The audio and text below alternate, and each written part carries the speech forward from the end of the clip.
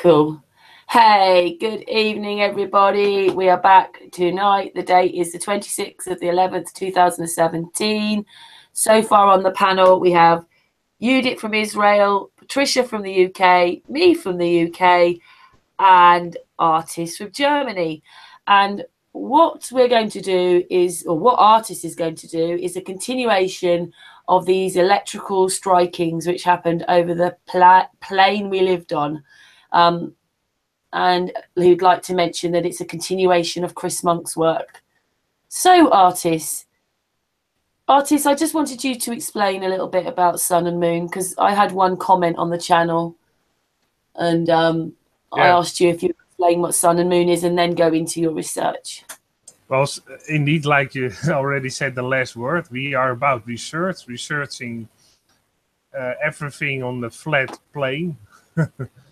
And we are a research group, and we invite all kinds of people to show their research and show their work and show all the research they did, like Chris Monk, Rose Sanchez, Santos, me, all other people, FPV, many others, of course. And we are a research group, and we are investigating the world we live on. And what's the other objective that we're trying to do, Artist?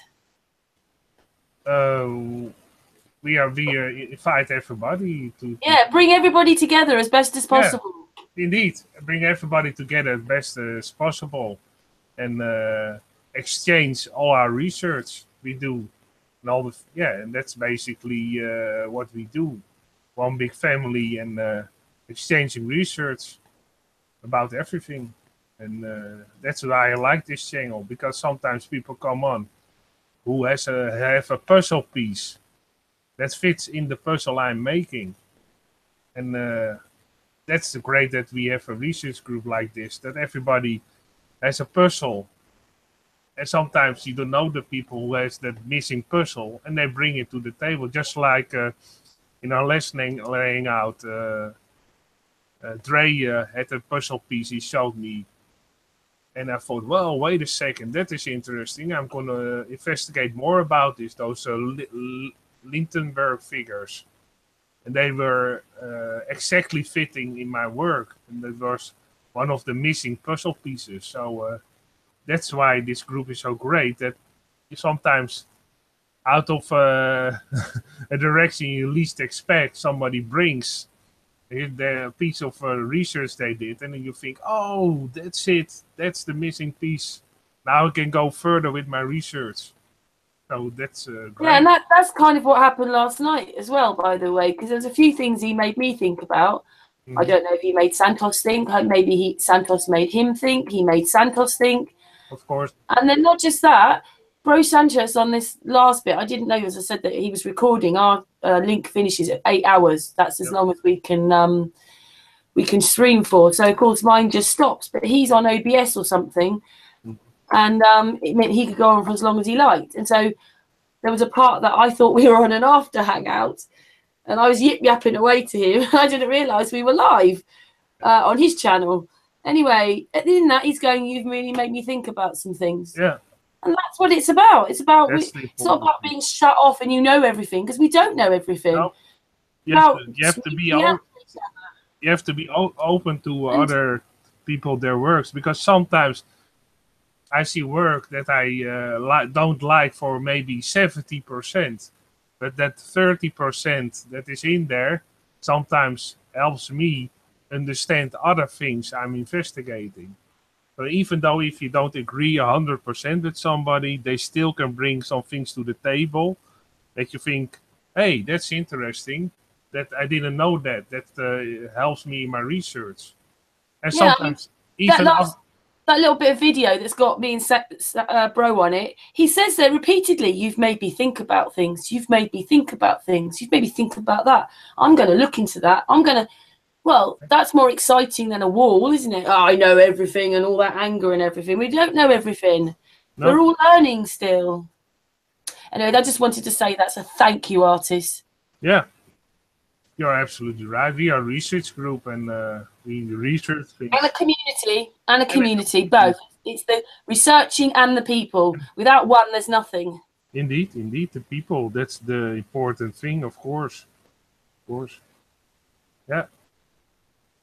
And over to you. You're going to do this electrical arcing. Thanks for that, artist. I just wanted, sometimes it's better when someone else says it than me. Yeah, for sure. Sure. But I agree 100% with you that all research is good, even if you don't agree with it, because sometimes somebody has another kind of research, and then at the end, the ends meet and you have things in common. So it's always great to listen to everybody. Yeah. And you've been doing some more research, haven't you, which you showed us the other day, which you're going to present now. Yeah, then in continuing research, the continuing research. Okay. Do I present you then? I'm just going to present you. I've got the first picture up. Oh, there's those. That picture.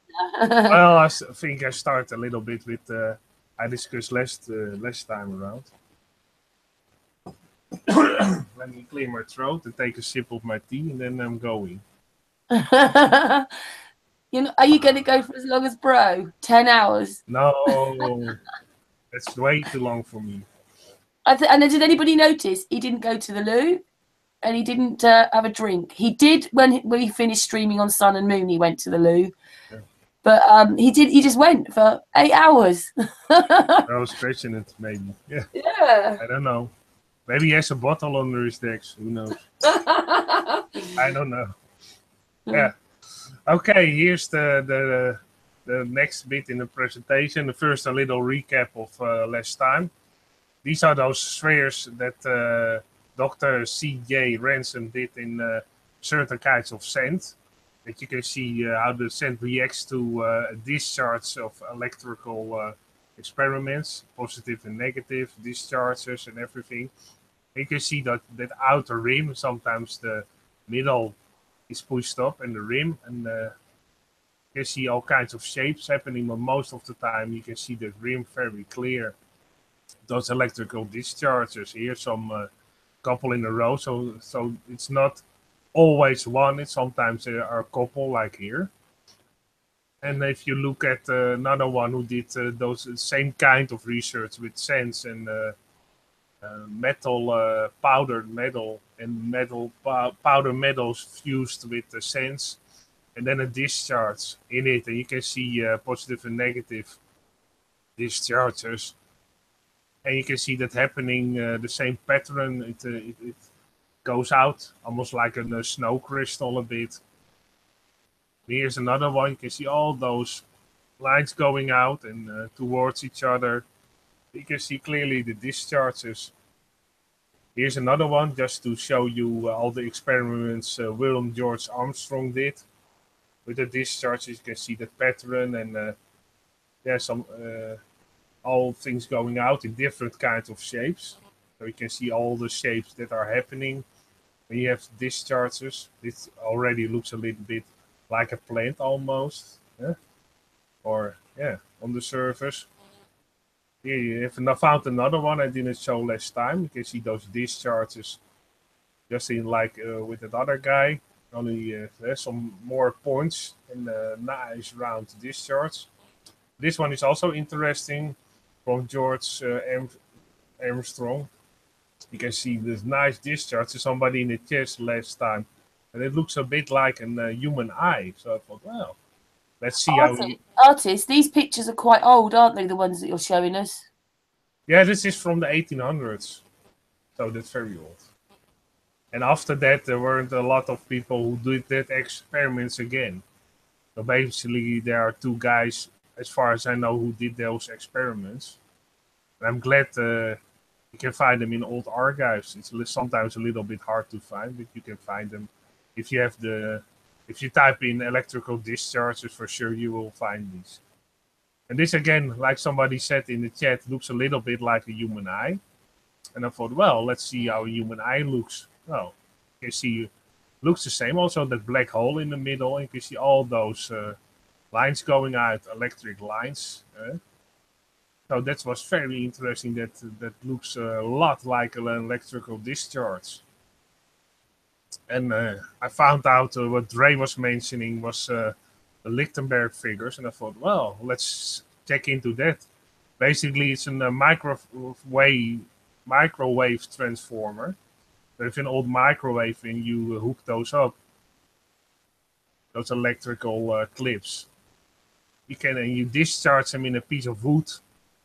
First, you have to make the wood a little bit wet, so the discharge is going a little bit more smooth. And then this is the first stage. I took some screenshots of a video, and this is how the discharge goes further. You can see a tree-type shape. It almost looks like a tree or a bush, a bit.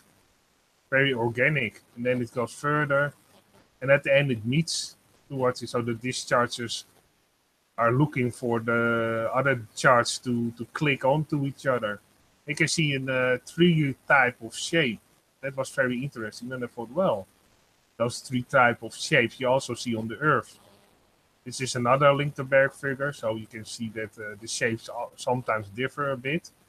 If you compare that to Google Maps, you go on Google Maps, you compare it to that. You can see here also discharge, very clear. Very darker than the rest of the surroundings. This one is far darker. And you can see the discharge going over here, like a tree type of shape of a tree. And here's another one going down. And they look exactly like those this Lichtenberg figures. So I thought that was interesting, that those discharges look exactly like those Lichtenberg figures often. And you can see this is basically that mountain, this dark mountain in the right corner. If you look close to it, you can see that it's all crumbled down by a strong force. This was probably once a solid mountain. And that was basically pushed out of the earth, because I think everything was pushed out of the earth. And sometimes the surface is also lowered. So you have two ways. Sometimes it's pushed up and the surface is lowered, or only it was pushed up, or only the surface is lowered. But I've showed that in the other pictures. You can see this is pushed out and it's crumbled down. It's not that solid anymore. It became rubble. And here's some other figures. Here, this is in Siret in Egypt, near Chad, Sudan, in Egypt. Hey, artist, the one thing you've noticed by all these arkings, the trees are growing, yeah? Yeah, that's another thing that I will show in a bit. Indeed, near those arkings, often, no worries, Karen.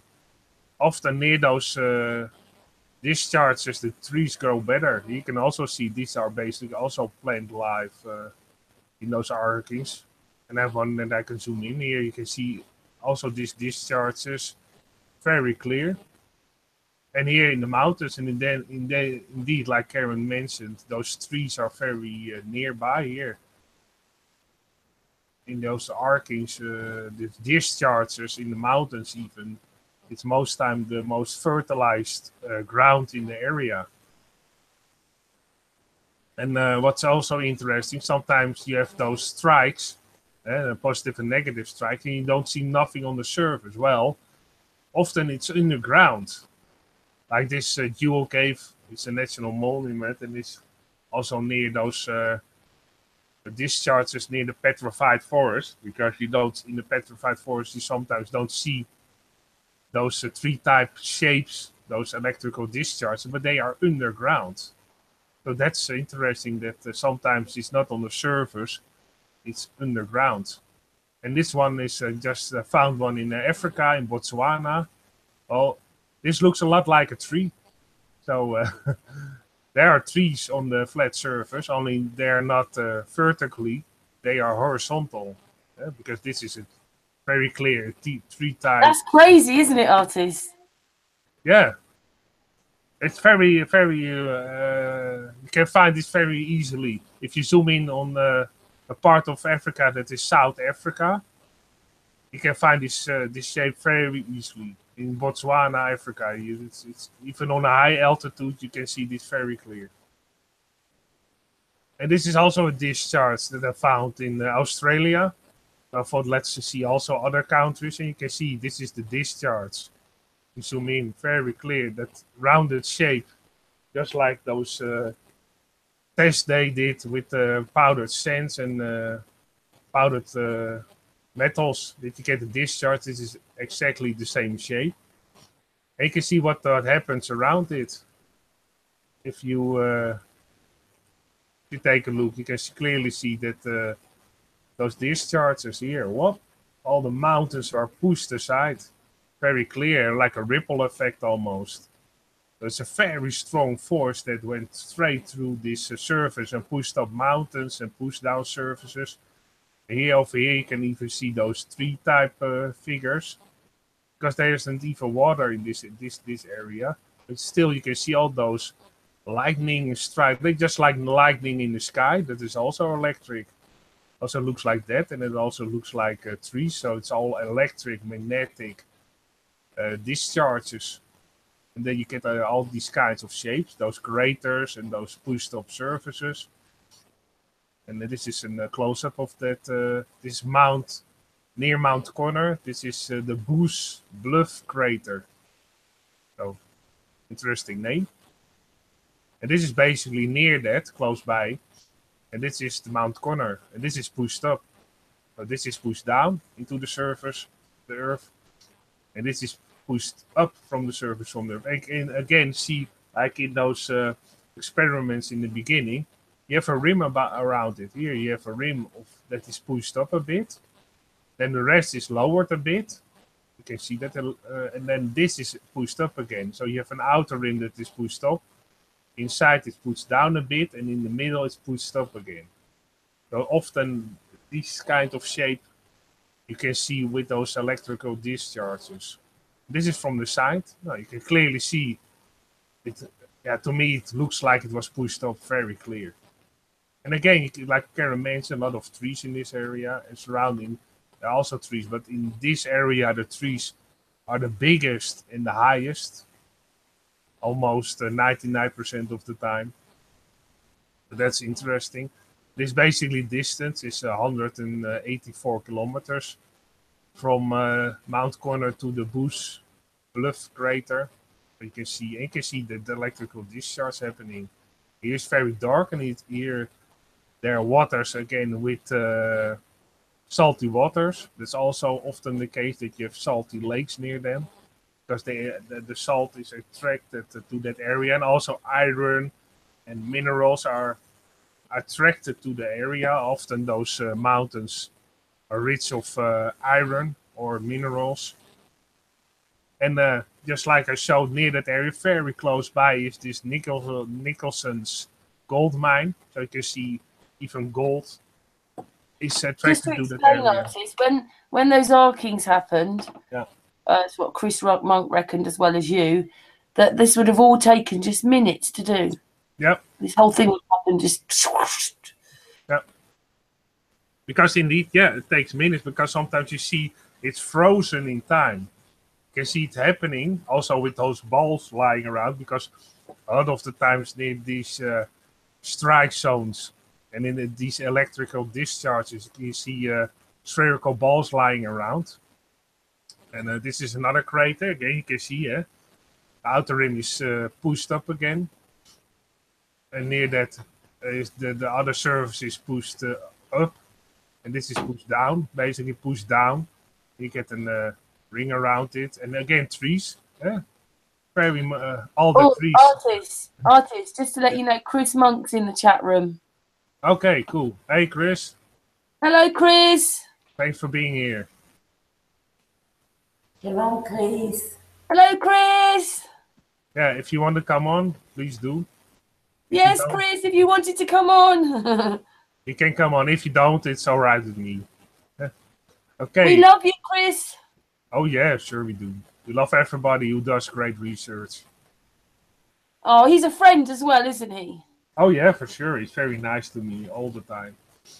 And he was also very nice in posting in the last comment that he thought I did a great job in explaining it. So that is always nice to hear that from somebody like him. And come with the guitar. What are you saying, Edith? Bring the guitar.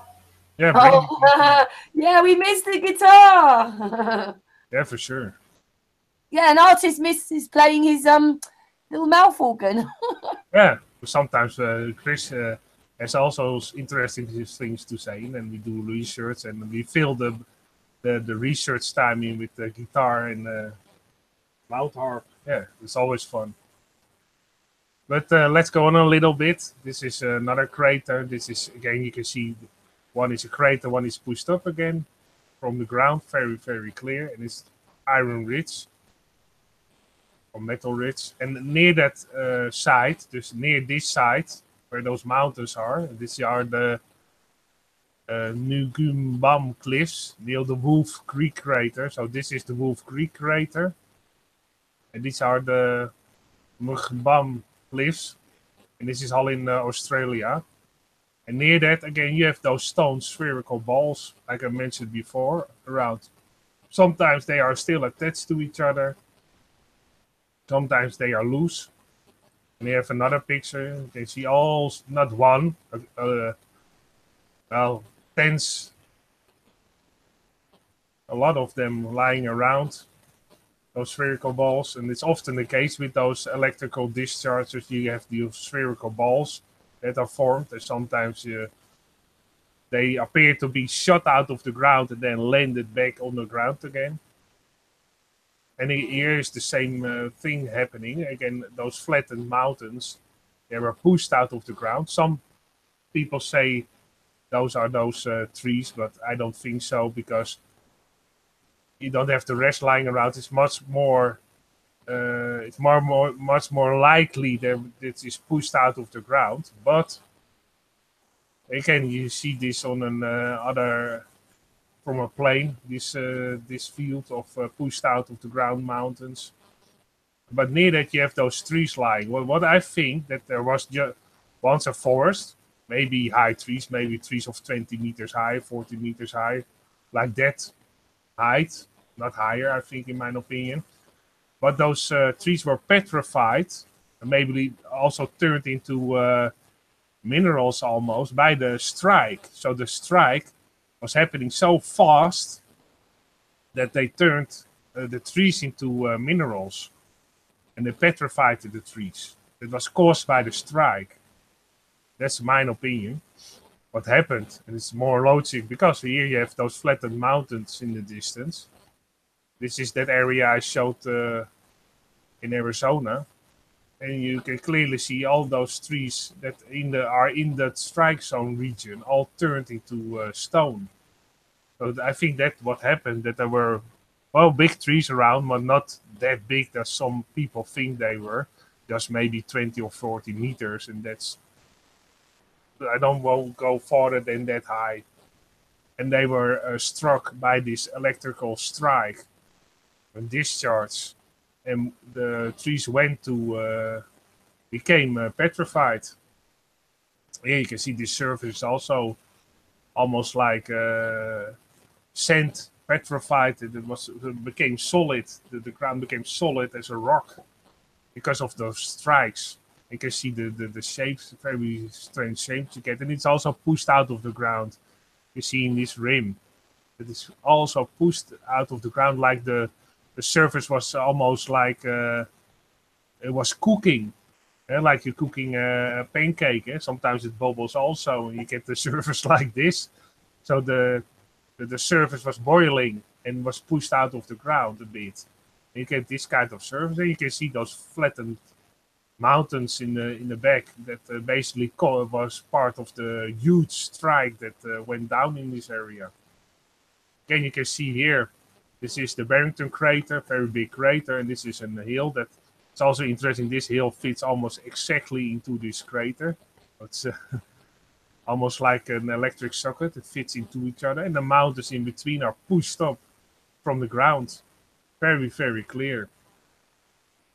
And here you have the Barrington crater. Just the measurements, you can see how big it is. And it is 1.2 kilometers wide.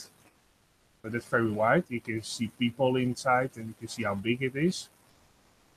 A very, very big crater. But if you look at that mountain, this is basically, I think, the negative discharge. This is the positive discharge, and in the positive discharge, the soil is very rich, and so therefore the trees grow there bigger, stronger, and higher. If you zoom in this area, you can see all those trees.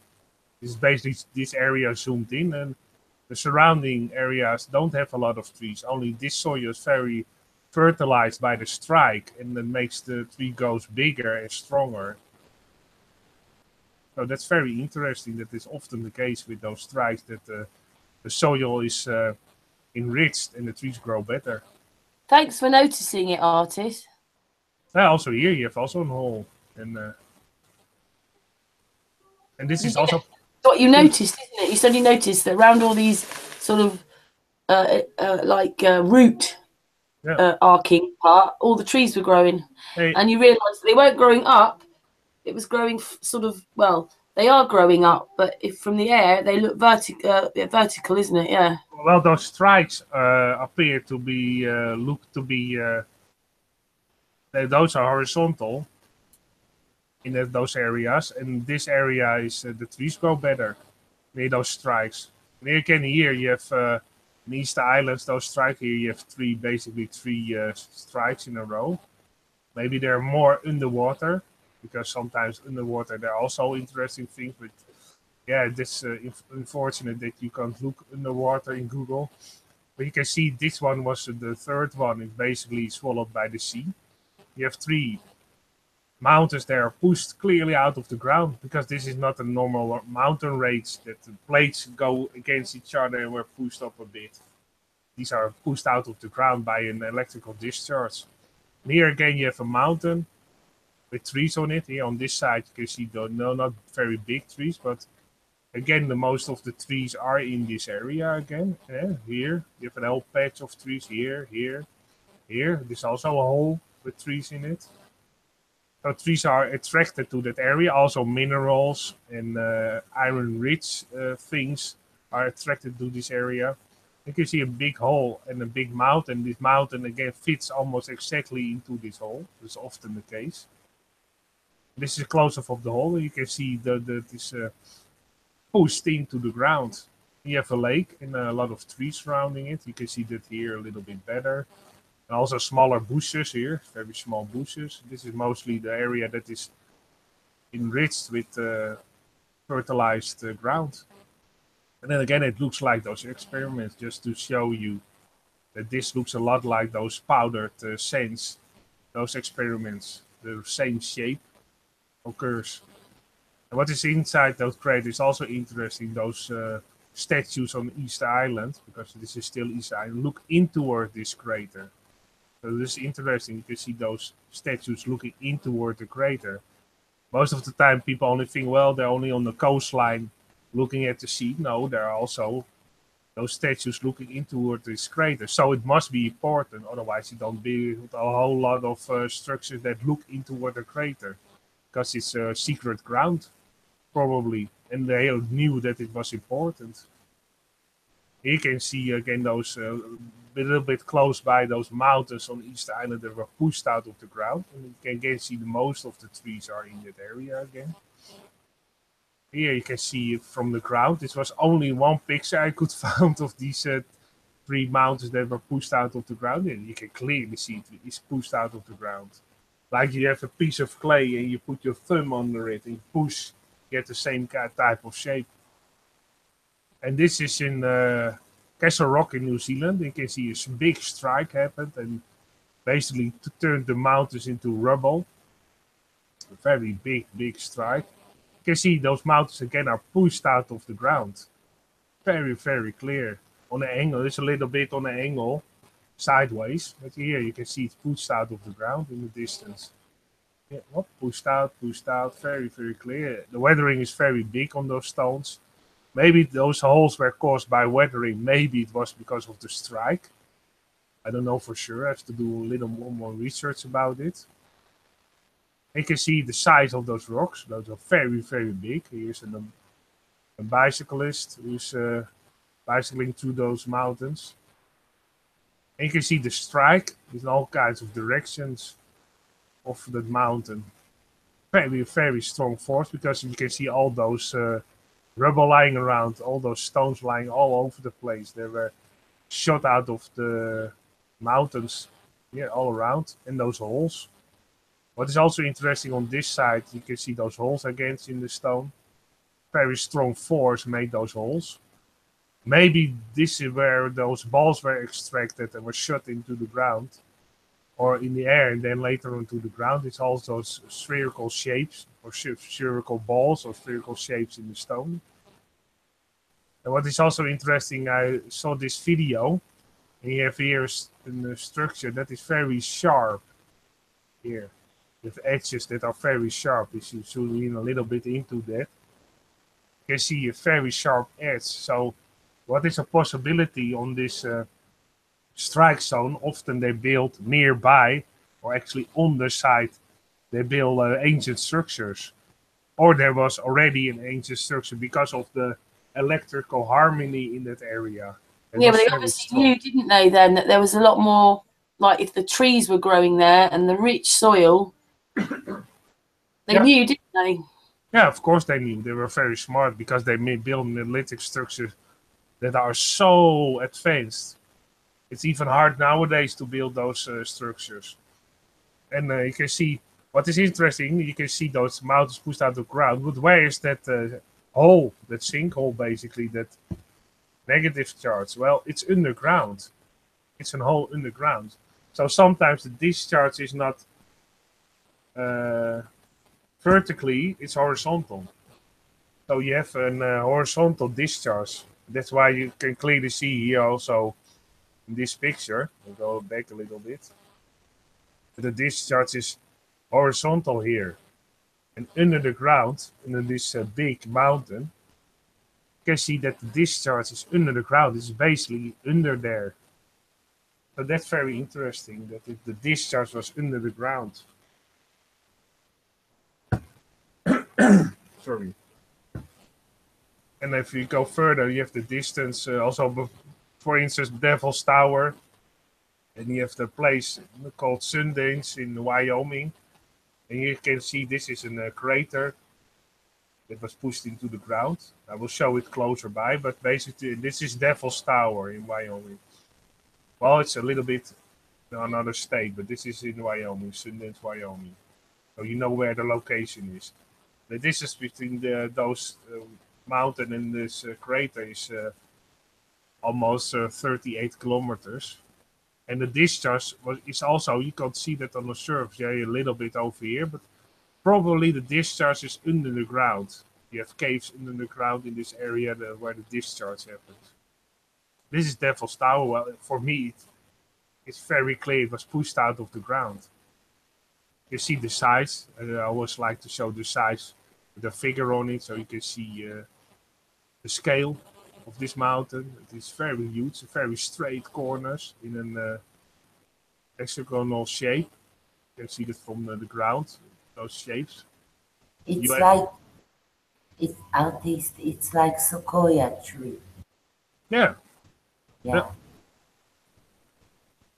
Yeah. Interesting. Yeah, it looks a lot like organic plant life indeed. Yeah. And if you look very close to the surface, a guy was very thankful that he made a picture close up. You can clearly see that there are minerals in Devil's Tower, all kinds of minerals, and they are attracted to the site often.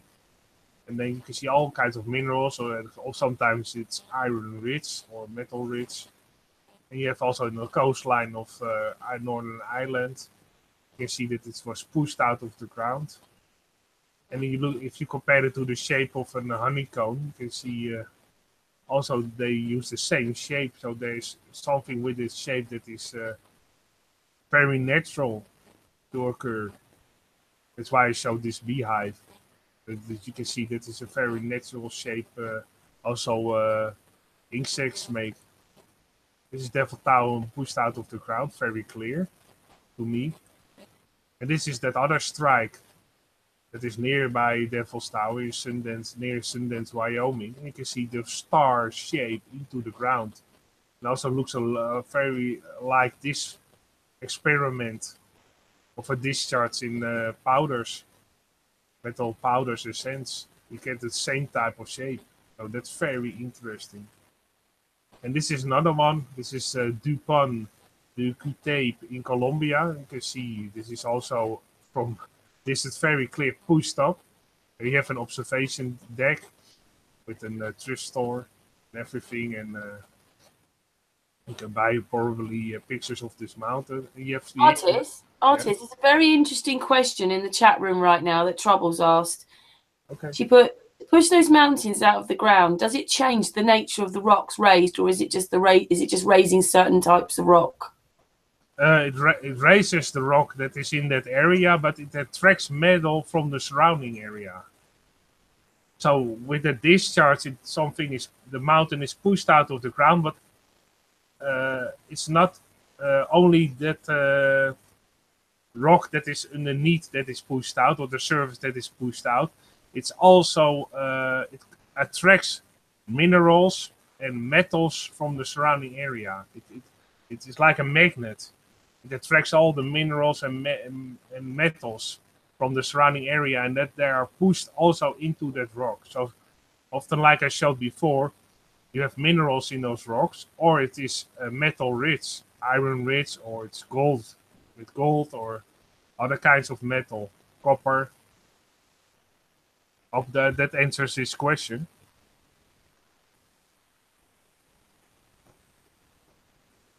Trouble's a girl. She's an Australian lady, but yeah. Okay. Thanks, Artist. So it doesn't change the rocks themselves then? Change them in that kind of way, that they are more metal and metal rich, or they are rich with the gemstones. Chris has added in the chat, when the rock is created instantly by the electricity as it fuses sand together into rock formations. Yeah. Yeah, that's a great explanation of it, yeah. Thanks, Chris. It fuses sands into rock, and also it attracts metal-rich things in the ground. It's attracted into that. And on this mountain, this sometimes plant life is very different from the surroundings. This is basically the Trichioma heteropolia plant, but I won't pronounce it again. And you have a different kind of plant that is related to this plant. It looks very much alike, only I think it's more reddish of a color. And it is a little bit different, but it's related to this plant. And that plant only grows on this surface of this mountain. So often there's also specific plants that grow on those mountains and not in the surrounding area. And this is basically that strike showed a couple of times. This is in Bolivia and Peru. And here you have that strike, and it goes all the way down, basically pushed down aside those mountains. Here you can just strike very clear, pushed like you push with your thumb in the sand. You get that same shape. And this goes all the way here. You can see the surface is boiling. Again, a very big salt lake. Like there's often near that area, a very big salt lake.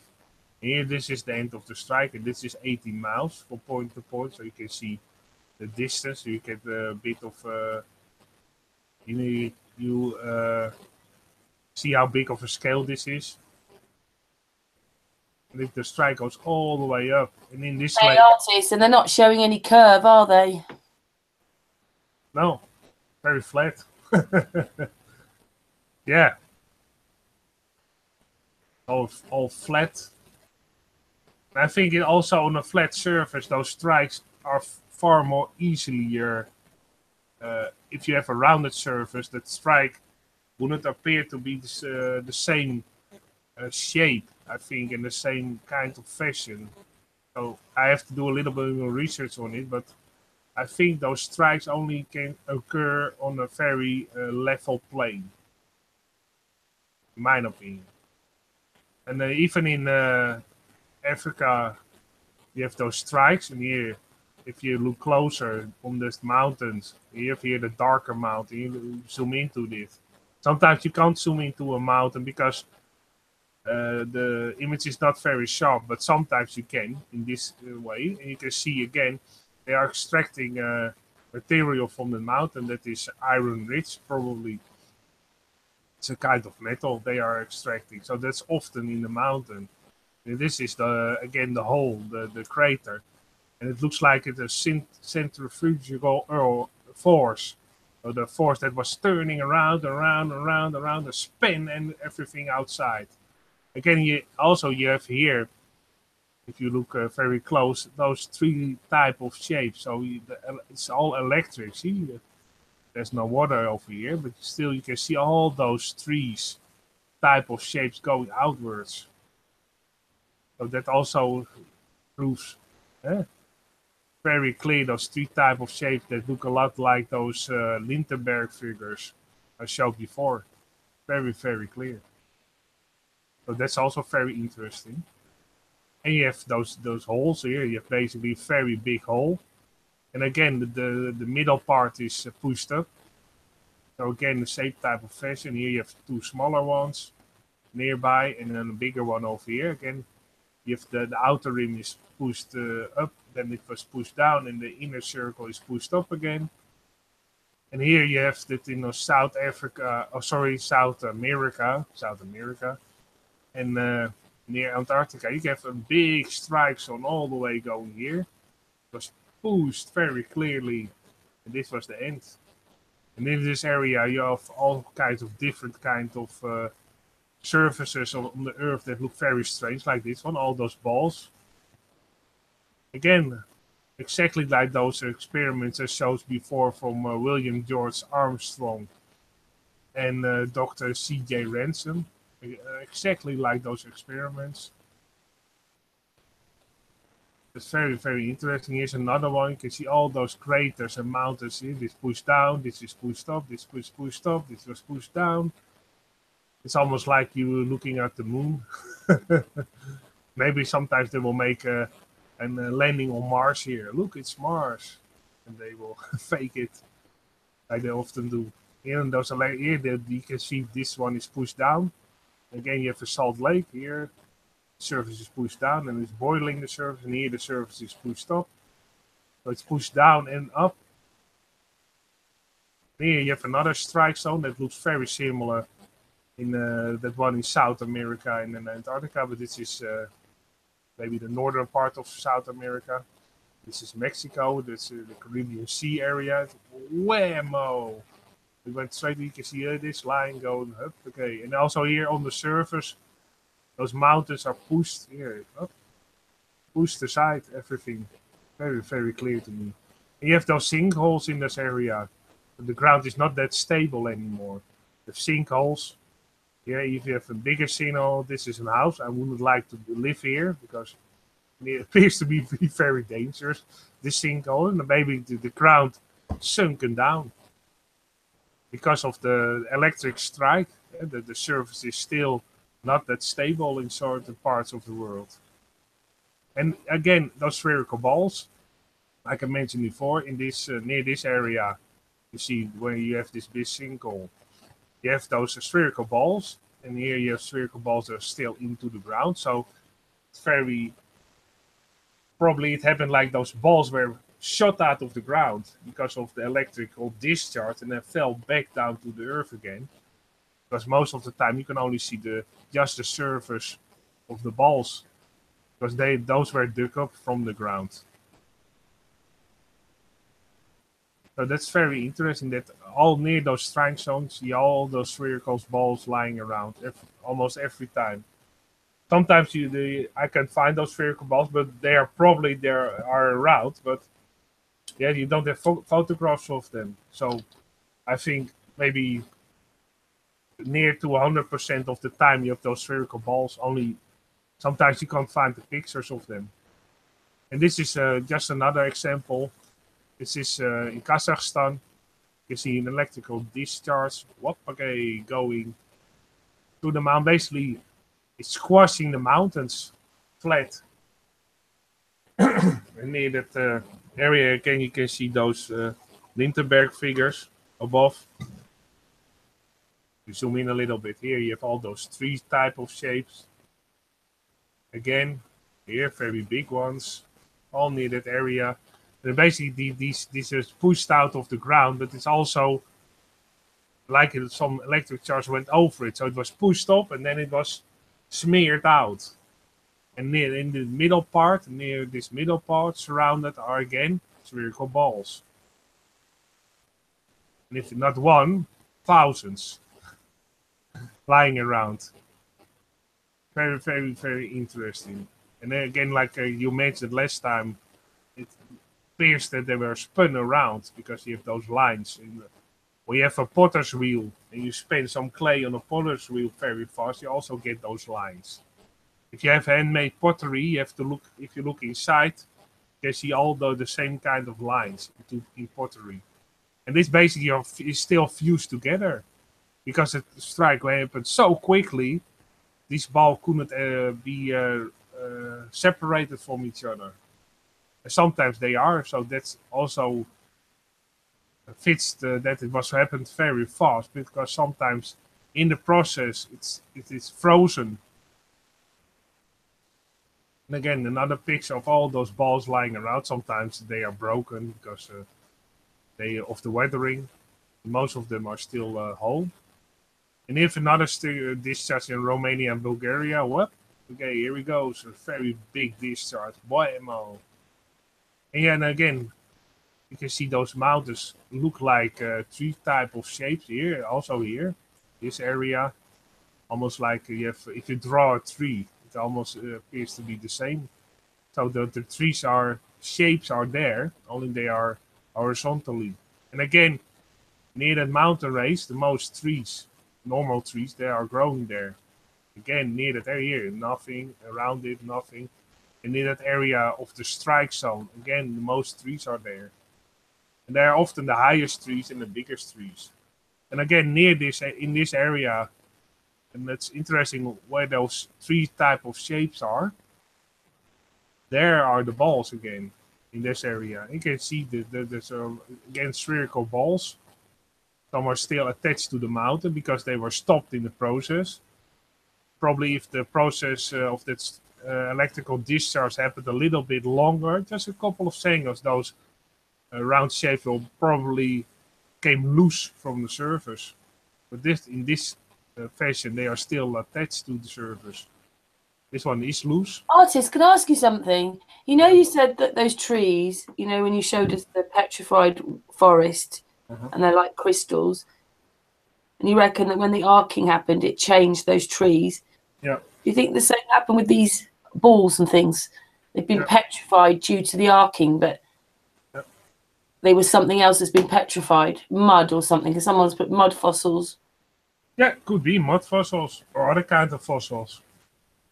Yeah, that were petrified. Yeah, or even giant mushrooms. Arcing. Because they appear to have a bit of a mushroom shape. Yeah. So who knows? Maybe they are petrified mushrooms, big mushrooms, or other things that mud or sand that fused and make those shapes. Because often they are round shapes. So there are a lot of possibilities. Yeah.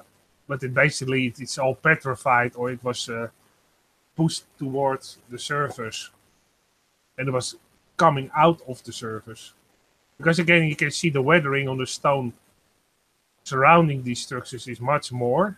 Sometimes if the weathering goes on a couple of years, probably they will come loose because this under these round-shaped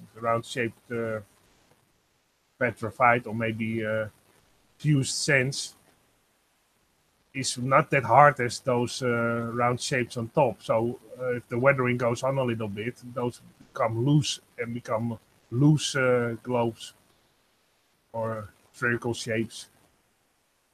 Yeah, very spherical shapes. They are still attached. They are pushed out of the ground.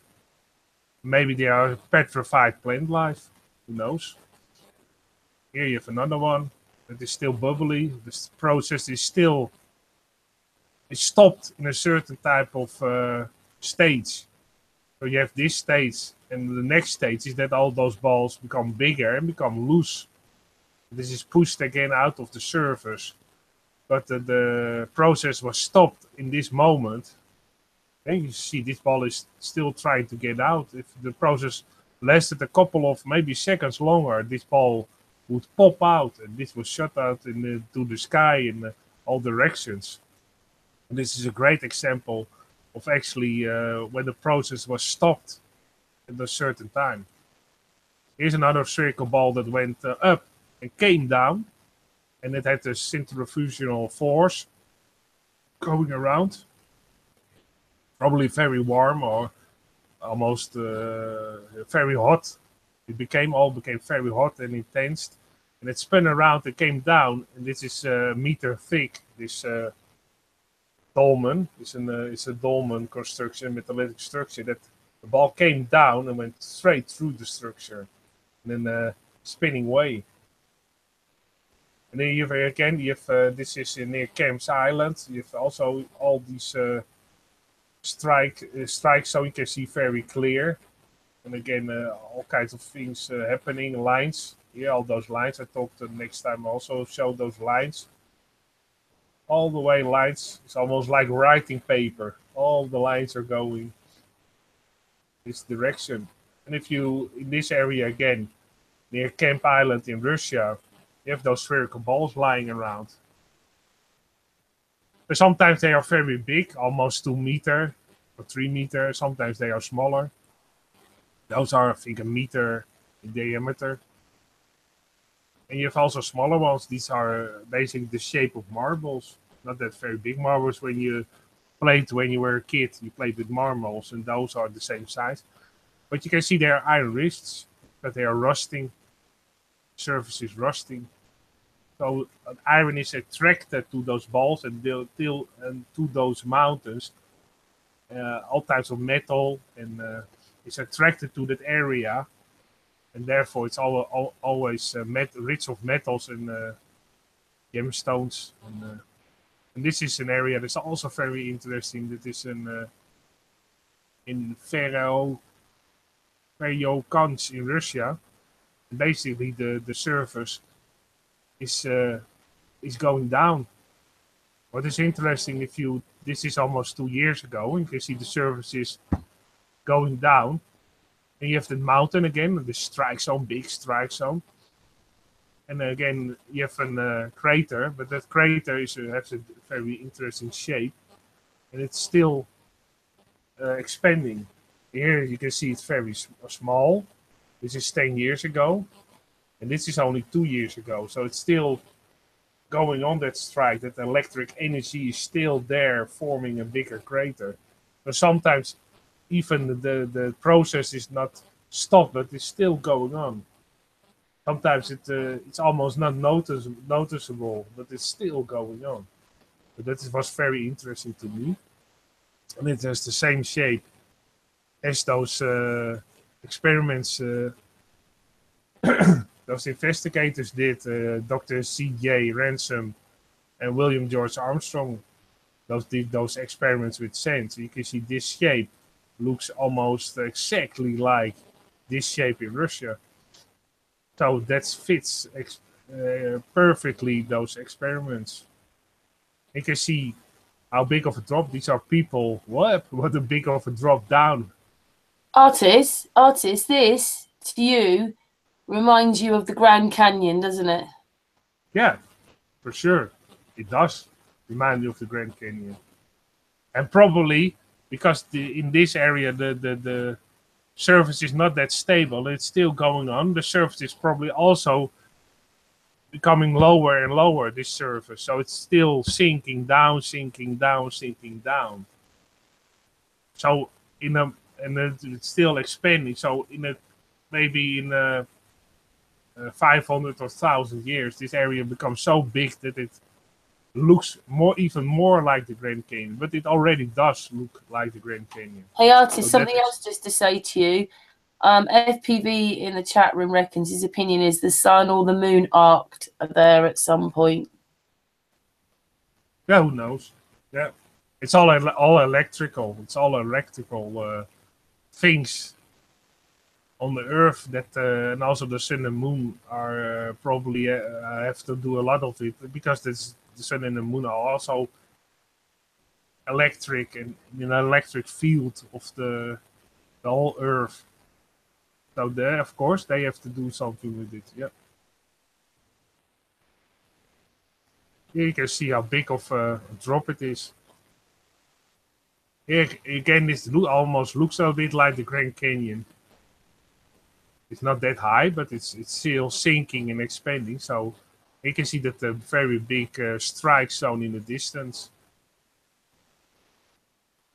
And the trees in that area again are the biggest and the highest. Also in this area, this is the electric strike of the Potomsky crater in Russia. You can see again that outer rim, and then it pushed down and pushed up again. So you have a surface that is pushed up a little bit, and then the surrounding rim is pushed up a little bit, and the rest is basically the crater. So this has the same shape of those experiments as showed before by Dr. C.J. Ransom. You can see, if you look at this picture, this is the sharpest, and you go one back, exactly the same shape. And again, the trees in this area are the highest, the thickest, and so the trees again like to grow in this area because of the electrical discharge and strike zone. The soil became very fertile. And again, here you have another strike. This one is in the Bengal area in India. Very big strike. So if you go to India, well, you can't miss it. And again, you can see the iron in those mountains. The metal in the mountains, very clear. If you zoom into that, first the shape, first the picture of the shape. Again, the same shape as those experiments by William George Armstrong. Very, very, very, very clear, the same. Artist, very quickly. Angel's here. Hey, Angel. Angel, we didn't think you were coming on. Hi, sorry. Well, I was actually on a phone call, and okay. But anyway, I wanted to pop in, say hi, how you doing? But you're in the middle of something, so I'm just going to sit back and listen for a minute. Yeah, you missed I'm almost last finished. week. No, carry on, Otis. Yeah, we always miss Angel because Angel has a great input, just like Green Smoke has. Again, it looks very much the same as this experiments by William George Armstrong. Hey, Artist, just while Angel's come in, just explain a little bit about what these pictures are about for you with what you're doing, because he won't know maybe. Yeah, I finished this part a bit, and then I will go back to the first part to explain a little bit more. But this fits also into the explaining bit. This is basically the electrical discharges with powdered sand and powdered metal. And he did a lot of experiments, and he gets different kinds of shapes of the discharge. And you get this shape, and if you compare that to this strike zone in the Bengal area in India, it looks very much the same. What is also interesting, it's iron rich, because if you zoom into the mountain, you can see they are extracting the iron from the mountain. And also what is interesting, near that area, you have always mountains that became rubble. So it was once solid, but because of the electrical discharge, it became mountains of rubble. But now we go back to the beginning. Again, also want to show this in India. You have those Lindenberg figures. But for Angel, just a recap, I go where you can close your eyes if it's going too fast. This is the handier way to do. Well, let's rewind.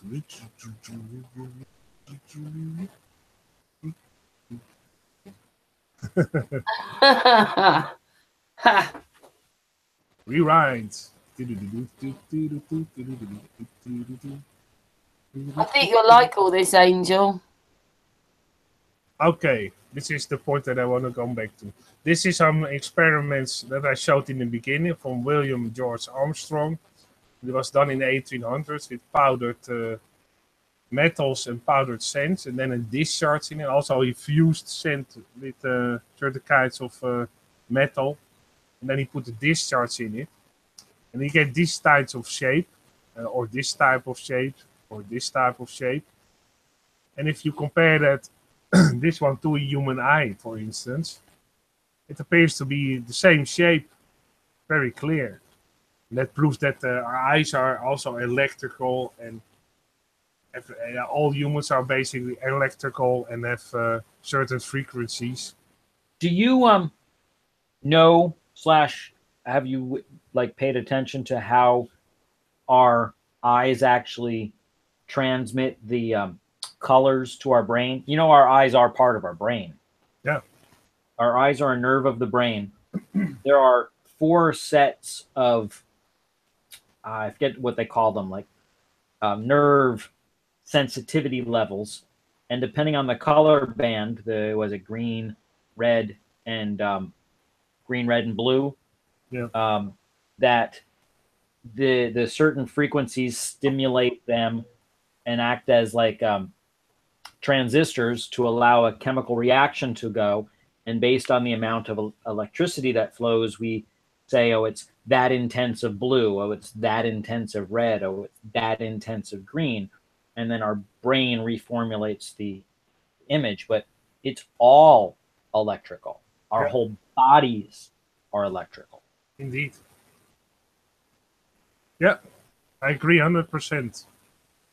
And that's why the electrical discharge looks a lot like a human eye. And this is basically, I don't know if you saw it ever before. This is Lindenberg figures you can do with a microwave transformer.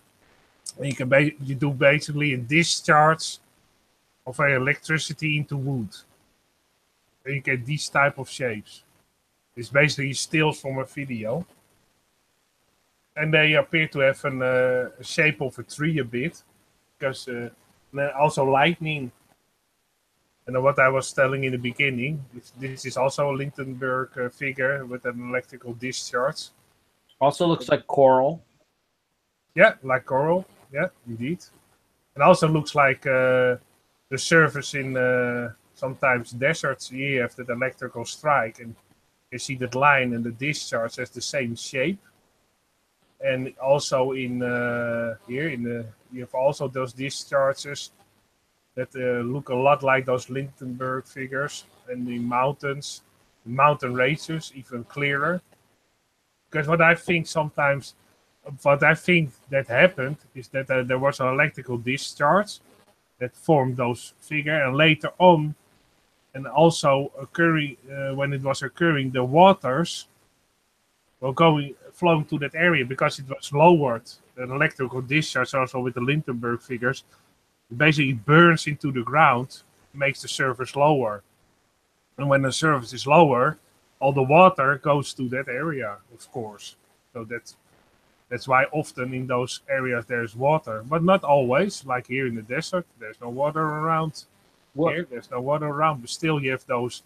Have you considered that while I do not disagree that at some points there is a strike and an immediate reaction, if there's a constant flow of electricity, even at the micro level, as crystals and things form, as water dehydrates, as everything within nature happens, that some of these may form over time. While granted, some of them are instantaneous because of bursts, some of them may be growing to this day.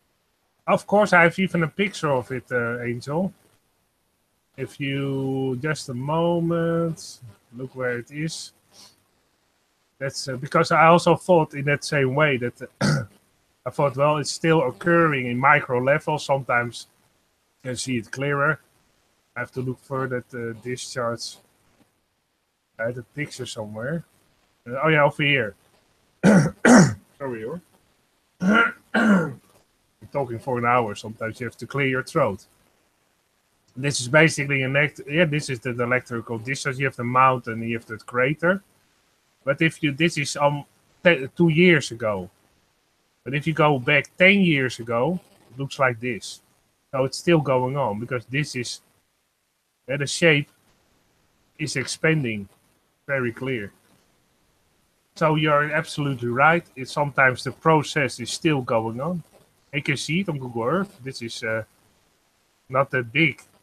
It's big, but it's smaller, and it expands. Here, you see it became far more wider. So indeed, it fits.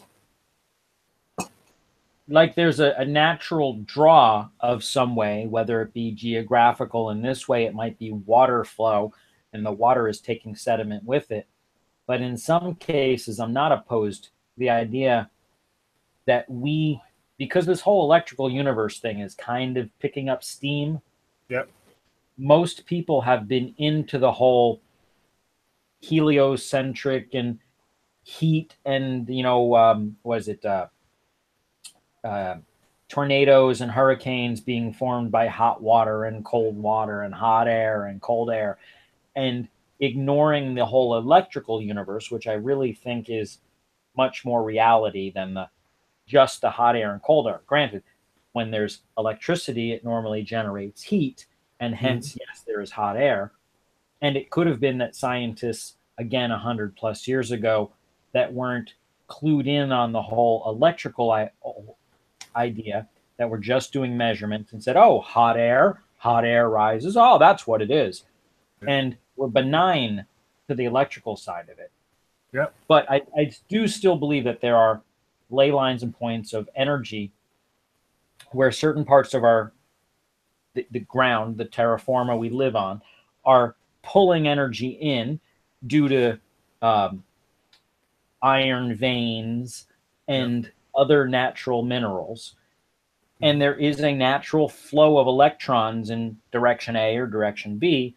And because of that, are generating some of these patterns, in addition to where you and Chris were commenting that, and really I think it's quite evident that there were bolts of immediate reactions that were like probably instantaneous, microseconds, huge foundations of Earth moving, because I think nature can display quite awesome amounts of power, in addition to showing micro amounts of power.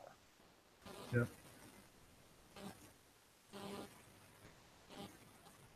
Indeed. Absolutely right. Yeah.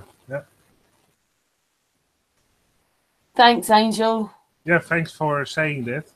Because your vocabulary in English is far better than mine, so sometimes I'm struggling a bit with the words, and that's very great that you explain it a little bit more clear with little better words for it. One of the things that I think that as a whole we are ignoring is the whole micro versus macro. And I think that part of the reason that Benjamin Franklin was attributed with the whole electrical thing is because it was the focus of macro. We want to like play with lightning bolts and arc welding and moving huge motors, as opposed to saying like, hey, if we rub a glass rod with some electricity, we can make a quick spark, because that's the macro level. And it's the macro level of electricity that I like to point out that we use today to do quite amazing amounts of things with macro amounts of electricity. Where 10 years ago, that same macro amount of electricity, the amount of power that I can keep in this little cell right here can charge this cell phone twice. And that is very utilitarian to me today. But this same amount of electricity a decade ago would have done nothing, because if I hooked a light bulb to it, it would have lasted 15 minutes, where now I can use an LED, which will last me 3 days.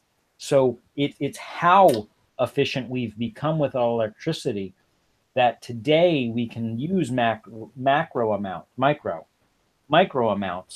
to much greater efficiency, and we see the utilitarian abilities of it. And we can probably start to focus on, hey, in nature is moving electrons from point A to point B in tiny, minute amounts. It's just occurring in nature. And this is what really Tesla was pointing out, that there is energy around us all over. But because it's so micro amount, we couldn't do anything with it. We can't start a fire with it. We can't really do anything with it. Like I like to point it out, even a solar panel, even a little solar panel, it doesn't, it wouldn't make enough electricity to do anything a decade ago, but today it can be super utilitarian. And now we're recognizing small amounts of electricity, and it's becoming more and more. And I do think that with patience, even 2-3 centuries ago, electroplating of coins, jewelry, and stuff like that could be very easily accomplished, but you had to be patient, and you had to be somebody that knew of electricity and knew of this knowledge that I believe Templars and Masons and things of that did have that knowledge if they got high enough in their levels. But because you couldn't do anything with it, and it took patience and it took understanding, that your farmer would have no reason for it. Your gardener, your mason, your blacksmith, they didn't need to know about electricity. It was pointless to them. So why educate the population with a thing that is hocus pocus? Just leave it to the powers that be. And I've been a family trade secret. And that's also why they probably didn't do it, because they can falsify coins. Right. Well, it's not only that, but it's one part of it. Yeah.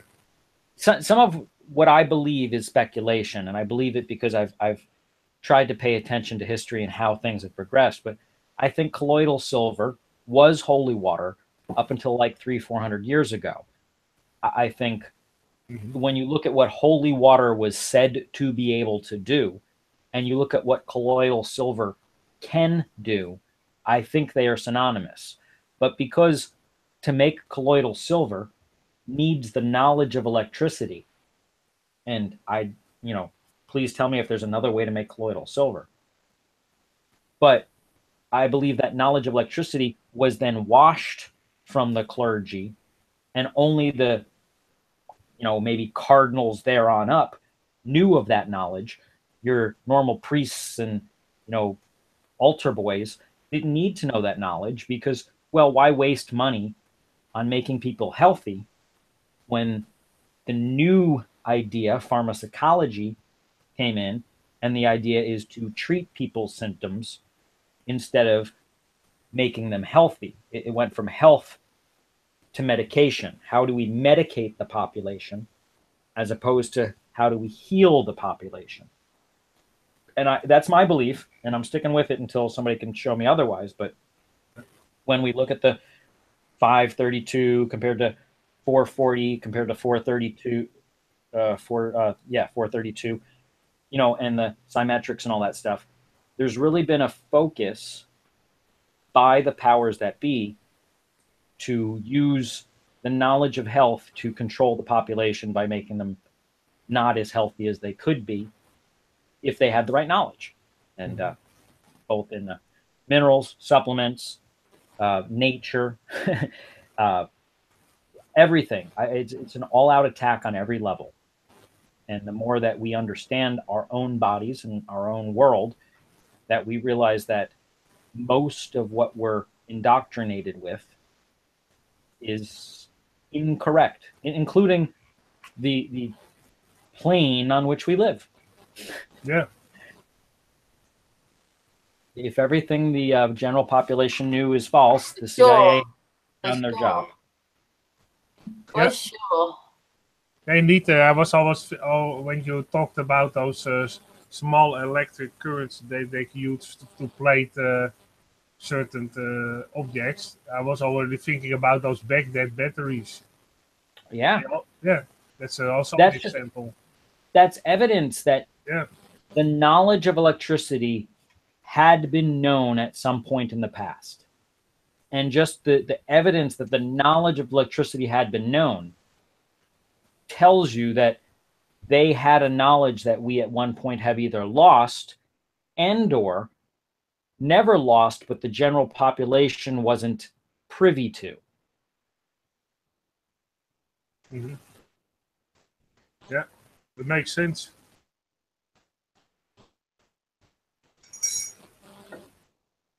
Yeah, makes totally sense. But go on with your pictures. You always have great stuff. Well, I reckon you're probably right, though. We weren't privy to it. Right. I do think that It's the same today.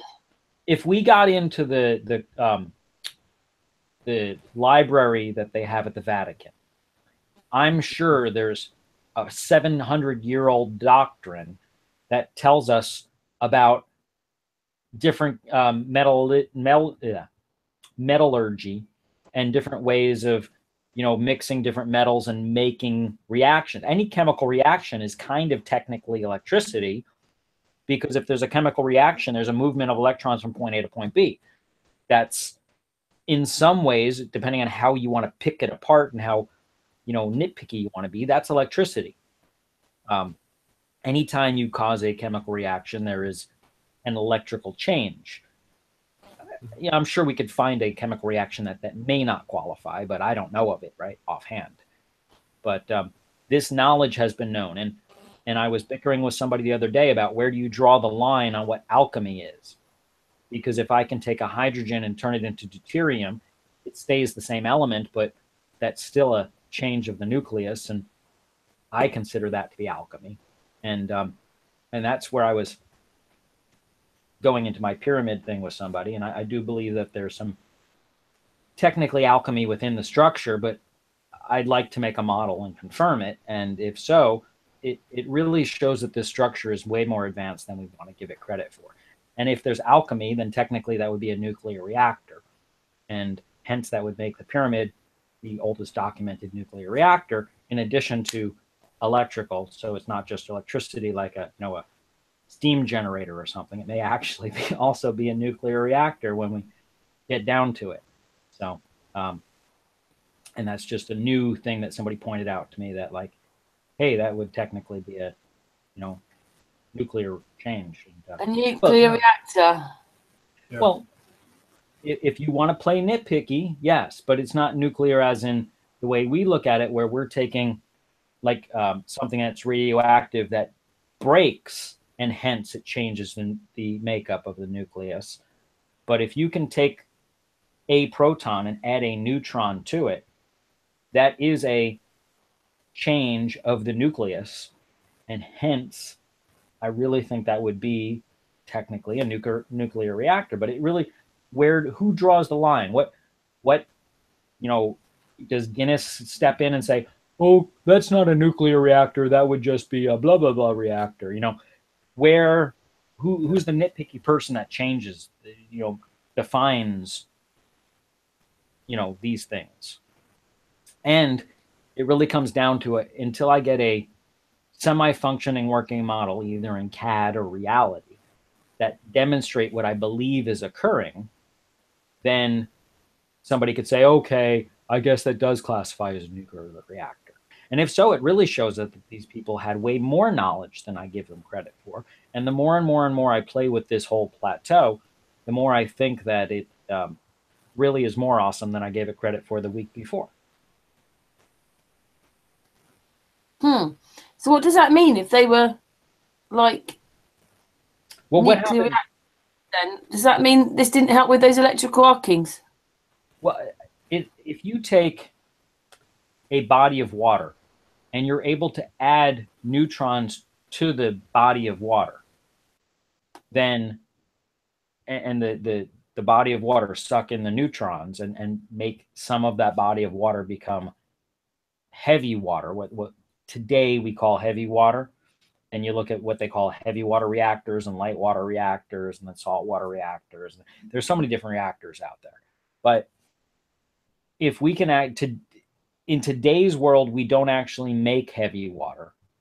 We enrich heavy water, which is the same way we don't make uranium-238, which is the one that's radioactive. We enrich it. I don't know how deep you want me to get into it.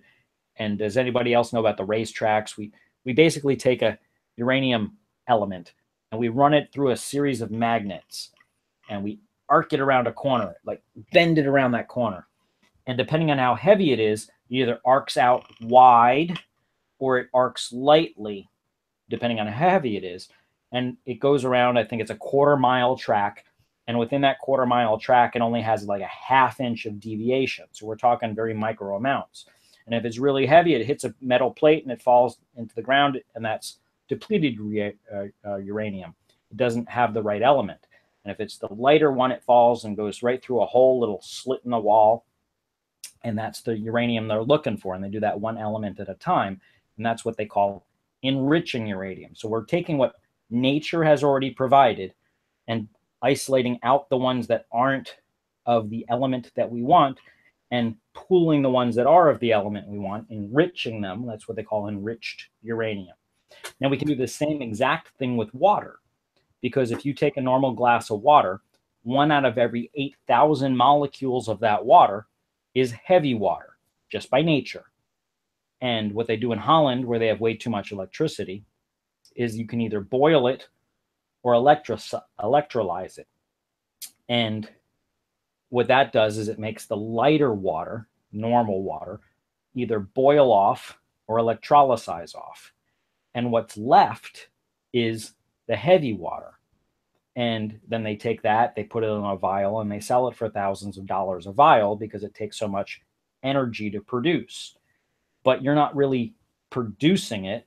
You're taking what's already provided by nature and filtering out what you don't want and keeping what you do.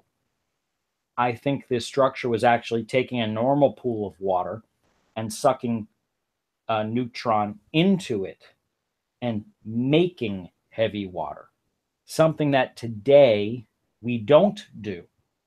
And if this structure actually shows us the way to do it mechanically or organically, then I think it would be a learning tool and something I hope I don't, ski into a tree this winter or something like that and, die over.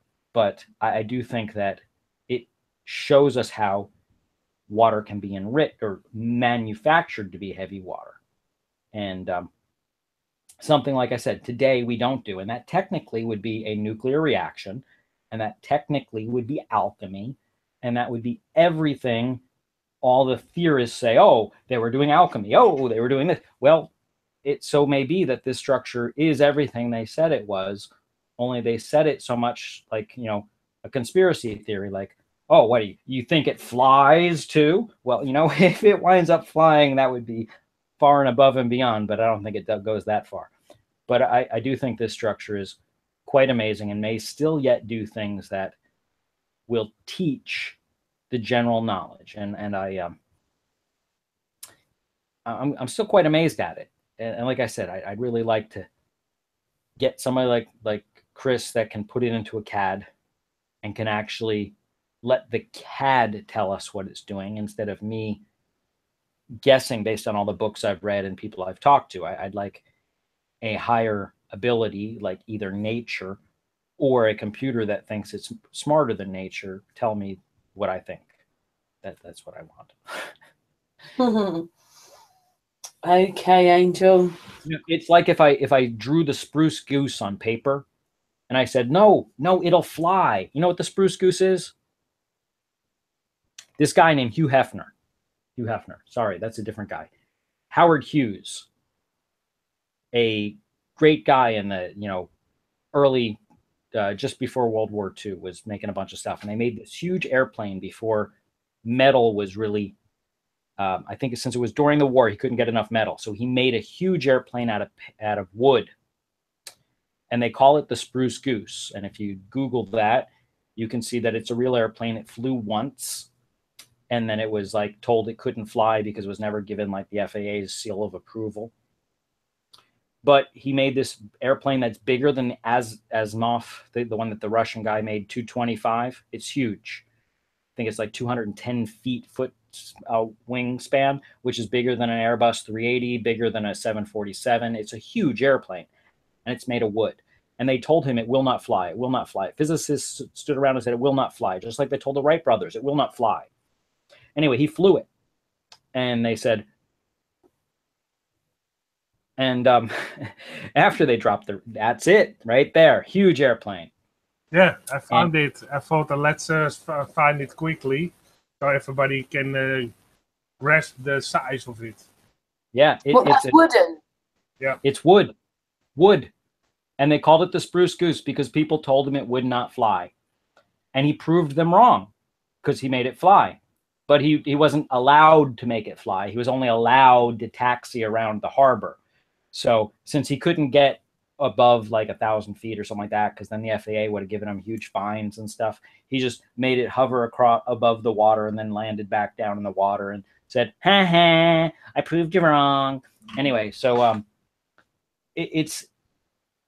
when people sit there and these mathematicians say this will not work, and someone proves them wrong, you know, that's how really much faith I have in science over natural science. And I you know, but I'd really still like a computer to say, hey, maybe it will work, because a computer saying maybe it will work is better than me, who has nothing after my name but a .com, saying, no, I think it'll work. And it's not a tomb. That's my biggest thing. No, it's not a tomb, Angel. That should be the name of my book. It's not a tomb. None of them are tombs. Well, yeah, that's a good name for your book, indeed. Yeah, it's not a tomb. Yeah, it's not a tomb. That's an interesting title. That makes everybody curious. I like to call it, my initial thought was just add water, because really I believe all it needs is water, nature and water. But It's Not a Tomb would also be a good book title. But not a tomb. Maybe we've helped you get the title for your book. I think if I did It's Not a Tomb, I'd like to focus on visual pictures of it so people can look at it and say, well, how is this a tomb? But just add water would be more for the people who want to look at it as a functioning machine. Hey, maybe that could be it. It could be a double one. It's not a tomb. Just add water. Oh, yeah. That's even better. Yeah. Yeah. It's not a tomb, just add water. Yeah. And that's brilliant. Yeah, that both ways. Yeah. That's why these hangouts are so great. You inspire people and give them ideas. Well, my other focus, and all of them kind of going inside, is my pulling your head out of the sand. Because my idea is to get people to look at it in a classroom scientific view, as opposed to looking at it in the middle of the sand in Egypt and, oh, it's a tomb. You know, pull your head out of the sand, and like get a different view of it. They're all play on words. I'm a linguistic expert. I'm a cunning linguist. Yeah. Well, that was brilliant as always. Maybe we've got the title for your book there. Artis was showing us some stuff. Do you want to go back to showing? I've derailed you. You go ahead. Oh, no. I was basically finished. When you popped on, I was basically done. So you came in exactly at the right time. That I was basically finished with my presentation. So no worries. No problem. So, had you finished showing Angel though, Artis? Well, I think he grabs. I'll rewatch it. Yeah, and I think he understands basically what I'm talking about. It's just evidence of electricity within our plane. Yeah, on a massive scale. On a massive scale, indeed. Yeah, you said that perfectly. Proof. That's what we always want to find. Proof. That's why you want to build a pyramid, to have proof. Well, unless somebody had, again, that piece of wood example you showed, an average person 100 years ago would not have had the ability to look at a picture of a piece of wood with an arc of electricity through it. Not in video, not even probably in photographs, because you got to think 100 years ago, a book was expensive. A photograph was a rarity. Only rich and famous had photographs. A Polaroid was at the 60s and 70s. Polaroids came around. That was when the average person was able to actually get their fingertips on photos. Yeah. Before that, photos, you had to have a guy with a $2,000 camera, and that's $2,000 in the old days. That'd be like a small house camera. And also the shutter time of the cameras were very long. So you That- have to buy a stand to put it on and everything, and make it very level, and that it wasn't moving around. Otherwise, you get blurred pictures. I'm one of the unique people who took photography in my high school, and I worked in a dark room, and I worked with those nasty chemicals. And I really think in some cases I took really good pictures, but totally fubbed up the development. So I ruined the pictures. Yeah. So it's not only good knowledge of how to take the pictures and the lighting, but good knowledge of how to develop it also. Also, You know, it was skill on multiple levels. Now anyone can take their little toy, and if they don't like the picture they took the first time, they can take 12 more. yeah. Exactly. I saw also we had a dark room when I did in graphic design schooling. And we also had to take pictures with an old camera that you had to set with your hands. Yeah, the lens you had to rotate with your hands to get it sharp, and you had those all kinds of levels in it and balls in it, and then the top of the ball had to be a certain type of color, and the level had to be in the middle of the light, and you have to adjust the light. And you also had a device to actually measure the light, what the light was. Going towards your camera to measure the light. During development, if you use too much of one chemical, or you let somebody move the curtain and you got too much light, or any light, there was you let it dry too long, you let it soak too long. There was so many hurdles you had to take. Or you didn't furnish it that good at the end. So if you didn't do that, basically it turned brown very quickly because you didn't have the surface varnish on it. I know it, and that's it was very hard. It was an art, and it was also a a skill. So if sometimes I would let other people develop my stuff, and I would take the picture. You know, it's just whatever you were good at it, hand it off. But nowadays, it puts the average person can take a picture. In fact, the unaverage person can take a picture. These things do auto light sensitivity, auto this, auto that, auto facial recognition, everything. That's why I also have an old Canon camera. It's a digital camera, but an old lens on it that you can adjust yourself. So if you want to have certain things in focus and other the surrounding blurred, you can change it with your lens still. Yeah, that was great. Yeah. What you also can do, you can recognition. I have a bigger one with an old lens you can screw on still. And what is interesting, my dad had an old camera, a Canon camera from about 25 years ago, and I had now bought a new Canon camera, a digital one, and that old lens still fits on there. Oh yeah, well they're lucky to keep a standard, thank you, on some things. Only you have to adjust it by hand, the lens, because it doesn't work automatically. And I find it even more handy, and then I can pinpoint what is sharp, what I want to be sharp in the picture, not automatically. And then you can play, because sometimes I like to get captures of. Like many other things, it does require a learning curve on your side. It puts the control back in your hands. Yeah, that's what I like. But it's probably also what you did in the dark room when you light the picture without any negative on it. That you only put your hand on it. And then, well, it also give it a light. Then you had the shape of your hand on that on the piece of photograph paper, and it was also fun to do. But nowadays, since people can do their own editing with Photoshop and stuff like that, it makes it a lot easier when they look back at the NASA photos and they see mistakes. They can say, oh, the person forgot to do the layering thing here. Or, this wasn't, oh, look at that mistake they made. You know, that's handy, because they have had hands-on and they see the mistakes because they've done them themselves. It's a lot easier. Like, that's also interesting with the moon landing. The original tapes were erased because everybody said, let's get those moon landing tapes up to date with HD quality. And all of a sudden we erased all that sections of tape. Everyone There's- has one of them. There's enough that have been released that people can see the fob ups, and Yeah. people who have done editing. You know, back before anyone got hands on with editing, you really couldn't see what a mistake yielded.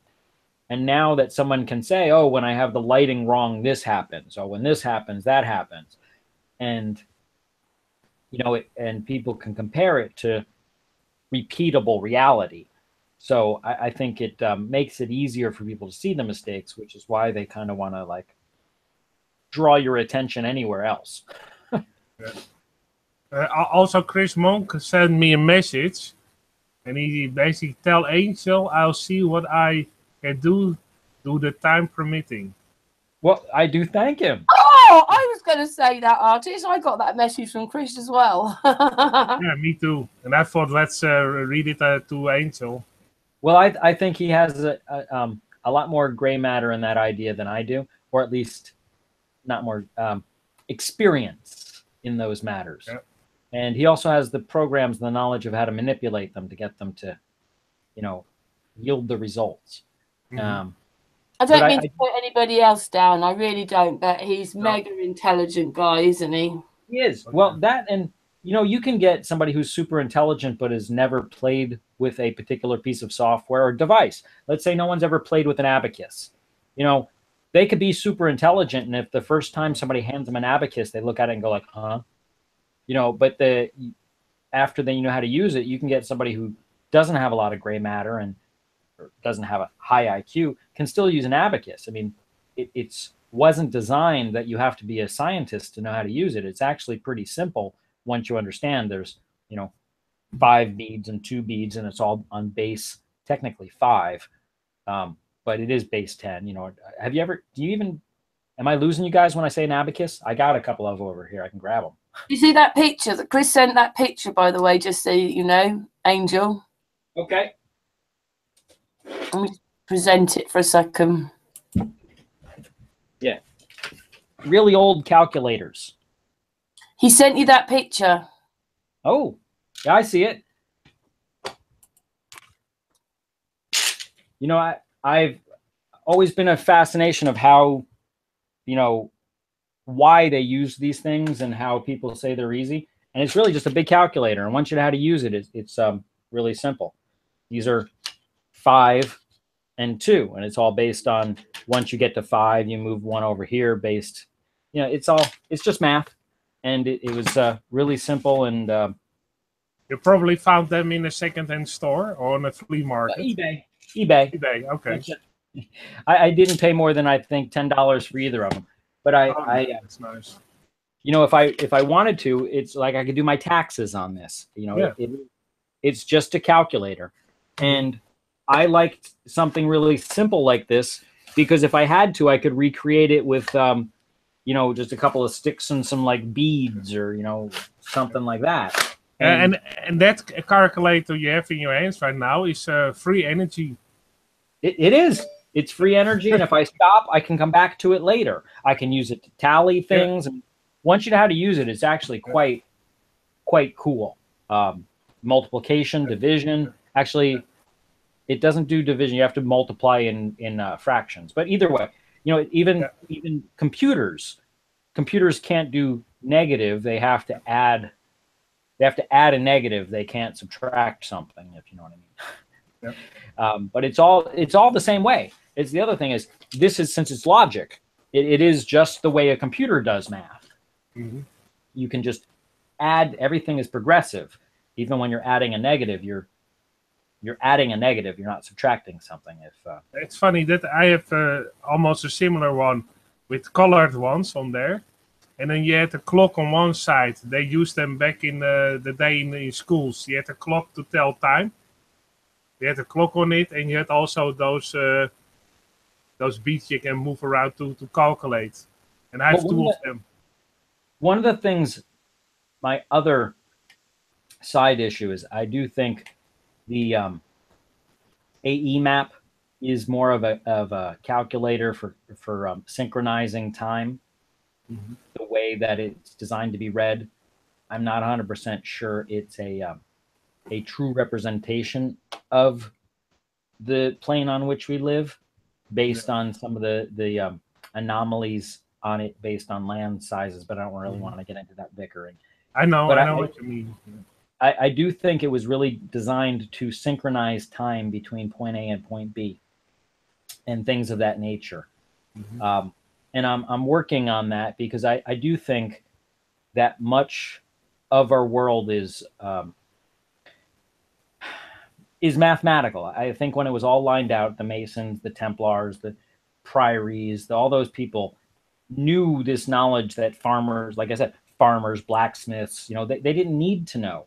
Why boggle them with reality? Just keep them, where they're dumb enough to keep the horses riding correctly, and feed me with food, and they don't need to know about how I make my money and how I can pull energy from the sky. And I really think, even back in the day with people on their staffs, how they would touch somebody and shoot lightning bolts and stuff, it was just a one-time zap, but they only had to do it one time.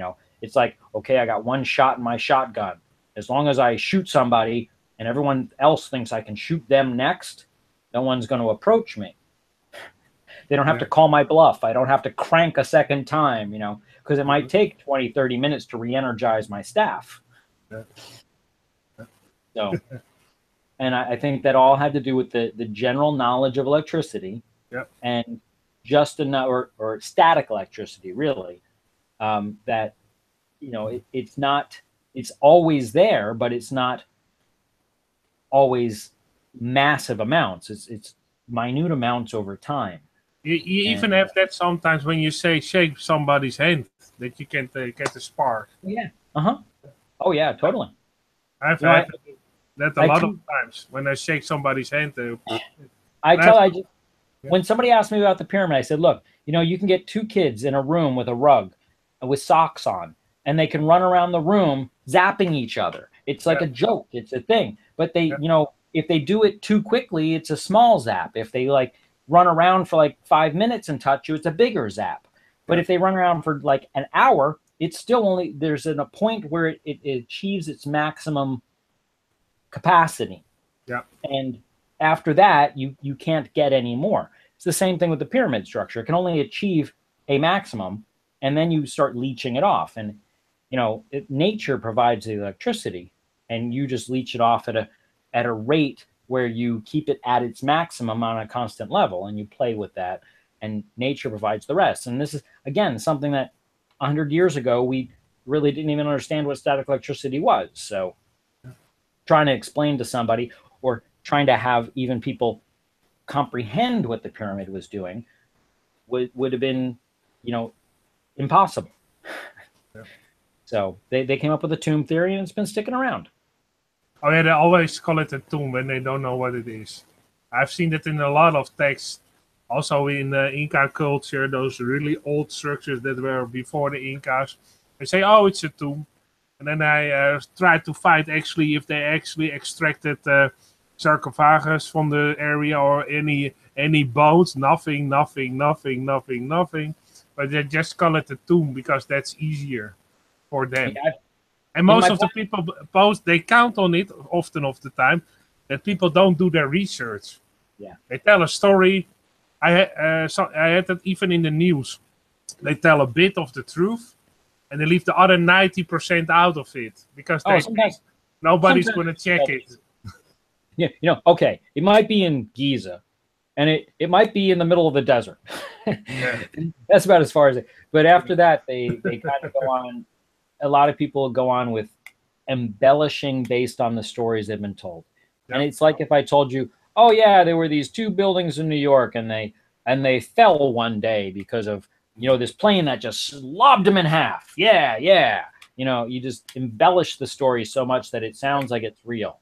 Even if you tell a bogus story, there was a big giant, and he walks to the World Trade Center, cut off with his big axe the boat of the World Trade Center, and that's what it happened. If you tell that story long enough, and nobody tells it differently, they believe that. You tell a lie often enough, it becomes the truth. Especially if you can repeat it for one full generation, because then there's no one around that knows the truth to dispute it, and everyone believes it to be true. And that, unfortunately, is reality. And our governments know that, so much so that if you look at the history that your children have been told in school, most often there are fabrications or white lies within it. Yep. And in 2 generations, those white lies are going to be the truth. Hey, we've always been felt up every time you want to fly in an airplane.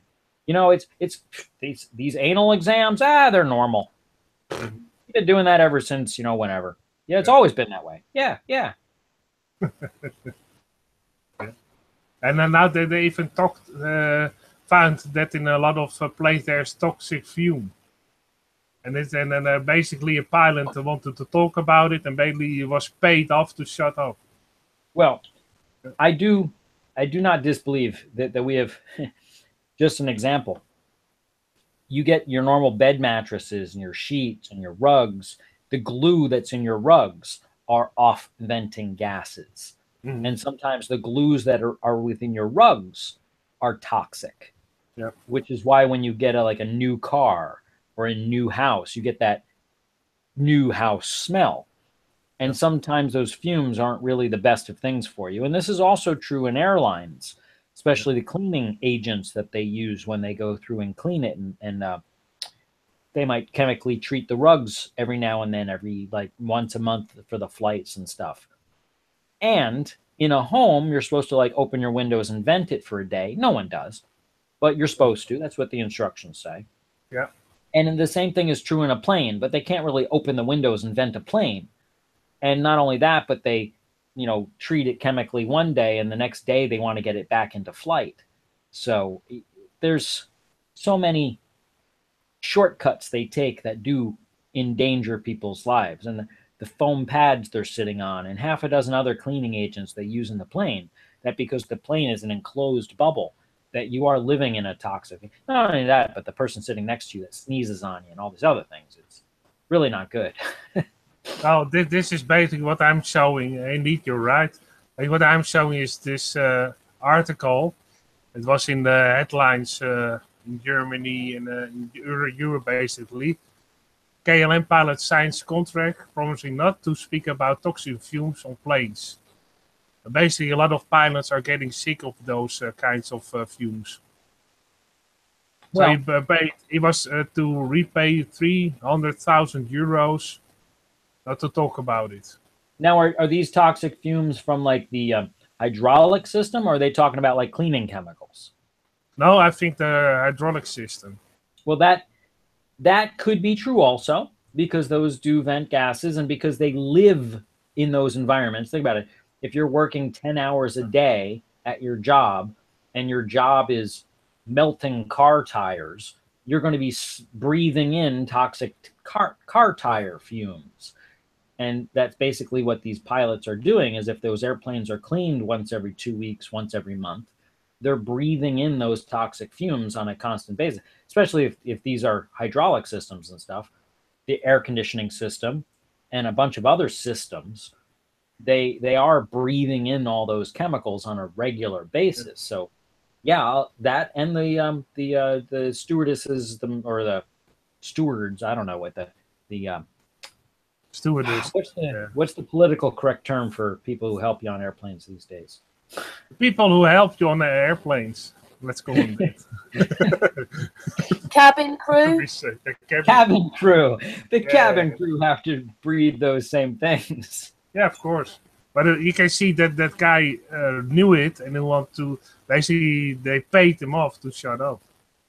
So that's often what they do. There's some knowledge, and they paid the guys off to shut up. This are sometimes also with inventions. Somebody invents something they don't want to, and they pay the guy off to shut up, and so they can have the inventions for later on when they are really needed, because they can't go any other way. Or if you don't give your invention, probably you are killed. Well, to be honest, if I was a gray area here, but if I was running an airline and I had a particular aircraft that every now and then was leaking some freon in the air conditioning thing, I would say, well, instead of repiping the whole aircraft, just add a little freon every stop. Every time you're refueling it, add another gallon of Freon to it and everyone will be happy. But technically, it would still be venting Freon within the cabin, or it could be venting it outside. But either way, it's venting Freon. And that is technically not allowed, shunned in today's environment. But that doesn't mean that as a business thing, it's just like, just add more. We'll pay a little extra, Hey, Angel, changing just the subject, just a tiny bit, but to do with pilots. Sun and Moon on Friday night had 3 pilots together on the panel. How did that go? Well, I don't know if you've heard of him. We had Lydia, who's the co-pilot. Right. You've heard of her.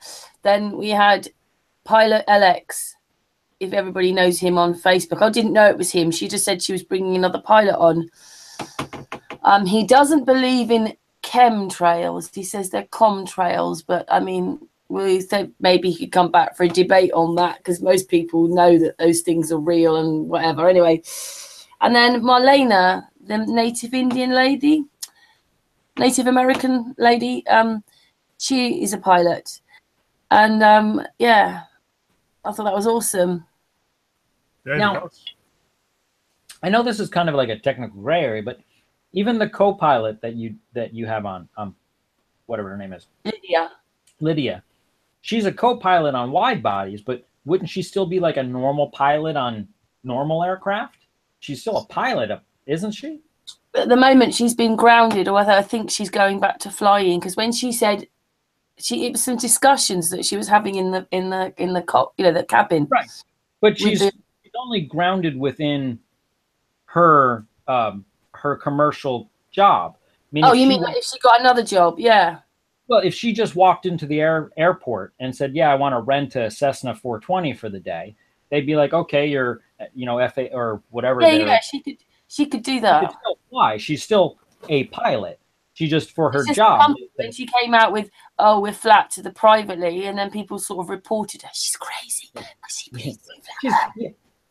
Yeah, I don't want to be in the aircraft and with then her. Basically, the way they treated her, she said, "Okay, I'll take myself to the doctors." She did it slightly voluntarily because they were so horrible to her. But she's even they couldn't get rid of her. She's been on ground crew. Pilot. This is but she's been working on the ground at the moment. But I think she's going back to flying. Yeah. Well, I just, even when somebody says, so and so's a co-pilot, it's kind of like diminishing in some degree, because they're still a pilot. They still fly. They know how to. They could land that bird. They can fly that bird. They just haven't graduated to be the pilot. But it's I think it's amazing. So these other how can someone stare at whatever is coming out of the back of an aircraft, whatever it is, if it doesn't dissipate in 2-3 minutes? How could they still say, "Oh, that's ice crystals"? Because ice crystals melt. Ice crystals don't hang around all day. I'm not sure whether, because don't forget, he's talking in another language, and sometimes I really think, from experience of the past, that the translation can be lost here a bit about what they're really saying. I don't know. Anyway, I think what he was trying to explain was, I am not a captain who does the chemtrails. Mine is comtrails. So I think I heard him try and talk about it like that, but he struggles a bit. Whereas Lydia goes, "Hey, you must be joking. Chemtrails up." Some of it also is really, I've had, because I work with a pyramid, I've had people who hit cognitive dissonance walls, and I've also 9/11 is one of my play toys, and I've had people who sit there and have stared me in the face and say, "Well, buildings must be able to fall because of fires. Look at Building 7." I'm like, no. Building 7 is an example of a building that had a fire and that fell, but that doesn't mean the fire made the building fall. You're interpolating extra bit here's. And they're like, no, this is an example. And I'm like, no. It's so I understand cognitive dissonance, but can I just say one other thing he did say though, Angel, that I'm really happy about? Yeah. He actually explained there's absolutely no way at sea level could aeroplanes fly at that speed and go to big towers. So he actually confirmed that. Right. And then I don't. And also And also with Building 7, there was a Dutch engineer who was who done controlled demolition, I think, almost 30 years of his life. And he didn't know about Building 7. And they showed him the footage. And he said, the first thing he said, oh, that's controlled demolition. Sure, 100%. Sure, 100%. Circumvent. And then they told him that was Tower 7. He didn't say 100% because he didn't say it in English. He said circumvented, which is absolutely. Yeah. Zeker weten, zei hij. Zeker weten. That's in Dutch. Yeah, it's and I did the same. I tell you, one of the people and again, I like to play with people's cognitive dissonance. I like to do shock therapy. And one thing I did is I sat around one Saturday and I looked at buildings, controlled demolition, admitted controlled demolition. We looked at a couple of Vegas bombing, Vegas explosions, a couple of ones where they cut the building in half and the two of them come together. Not Treasure Bay. It's French, where you blow it and you have the top part squish the bottom part, and lots of other ones. And then I threw Building 7 in there, and they're like, oh, I never saw that one. I'm like, oh, yeah, this one's great. And I did it a couple of things, and I did it intentionally with the volume down and stuff like that. So they knew in their mind it was controlled demolition because it's obvious it's controlled demolition. Yeah, sure. And then I said, do you know which building that is? That one was a pretty famous one. And he's like, no, what building is that? And I said, that's Building 7. Building 7. Yeah, it fell on September 11th. How could they do that to the people, though? Make a whole... I mean, I knew about... Once I got into 9/11, I knew about Building 7. I knew on the day because I remember it. I remember it collapsing. I remember them talking about it. But I didn't know about it for 7 the BBC years. said it collapsed before it did, so you know that they were in on it. What I also told in the... That also fit what I talked about. That guy in the Netherlands, they interviewed what there was a demolition expert. He never saw it on the news. Here in Germany, it wasn't even on the news. Later on, years later, they showed it. Yeah, I found it on YouTube because I didn't know either. They show, but that's what they do in the media. I have an. How do they do that though? Like a whole generation doesn't know what really. What they do. It's two things. Yeah. Number one, out of sight, out of mind. Yeah. If they don't tell you, if they don't give you evidence that dissuades you from the theory, from their forced theory, then it gives you less evidence to dispute their theory. Yeah. But they don't mention it because it is the white elephant. They don't mention it is because it housed the Enron evidence. They don't mention it because it housed all the evidence for the Murray building. Yeah. Which was the what do they call the Murray building? I'm sorry, the Oklahoma City bombing was the other name for the Murray building, which was one of our other controlled demolitions. That's a whole nother can of worms that I'd love to open if you ever want to discuss it. But what we did is we pooled all the evidence for this stuff into one building and then blew the building up to make the evidence go away. But that doesn't mean that the evidence still wasn't there because people saw it, just it isn't there in the government's mind because everywhere the government had their official documentation was destroyed. So everything else that's still evidence is no longer official because the official evidence was destroyed. It's a word. That's also happened a lot of times. Also, there was that guy Charles Johnson, who was one of the first who had the Flat Earth magazine. The whole research facility burned down to the ground. Very convenient for the globalists. Yeah, because he had to start up from scratch again. You realize when you look at Tesla, he was really on an uphill trend until his Waycliffe laboratory burnt down. Yeah, and then that's what they always do: burn it down, and then get rid of the evidence. Right, he reclused into the hotel, and where he kind of started feeding pigeons and playing with himself. He just kind of went, is like, I'm tired of fighting against an uphill battle. Every time I try to show the general population how energy is all around us. I get shot in the foot, hit in the ribs, burnt to the ground. So I just play with the pigeons and be happy. Yeah. And also what they do in the media, and I pointed it out to a couple of people, and they start noticing what they do. For instance, there was a big strike of a lot of people in Africa against Shell. And when they do, they show it on the 5 o'clock news, 5 o'clock when everybody's going from work to their home. Then they don't show it anymore on the 6 o'clock news, and the other news after that they don't show it anymore. They will show it or put the text in that ongoing thing, and you have on the news. You have all those texts going around, and sometimes they put it in there very shortly. But what they often do, and I talked to my dad about it, to some other people. I always go in Germany to a cafe and we discuss all kinds of things every Friday. Very great to do that. And I pointed it out, and a lot of guys were paying attention to it. And indeed, a lot of things they put in the 5 o'clock news when nobody's watching, so that they can say we showed it. Yeah, but they showed it very shortly. Also, the demonstration against Shell was shown only 20 seconds. So we showed it. We don't show it anymore, but we showed it for the record, so that we are in the clear. They also do the same thing when they retract things. They'll say, Bob was shot Ted. Bob shot Ted. Bob shot Ted. And then at like 6 o'clock in the morning, well, it was Eric that shot Ted, not Bob. We're sorry for that mistake.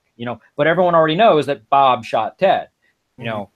Trump was colluding with Russia. Trump wasn't doing it. Hillary was doing it. But news story. Let's talk about anything else. And they mention it so shortly that nobody sees it. Yeah, they try to make sure that their mistakes are hidden, or they tell stories that they don't want to tell at a certain time that they are almost certain that nobody's watching. Discovered the Earth is round. Head page, front page news.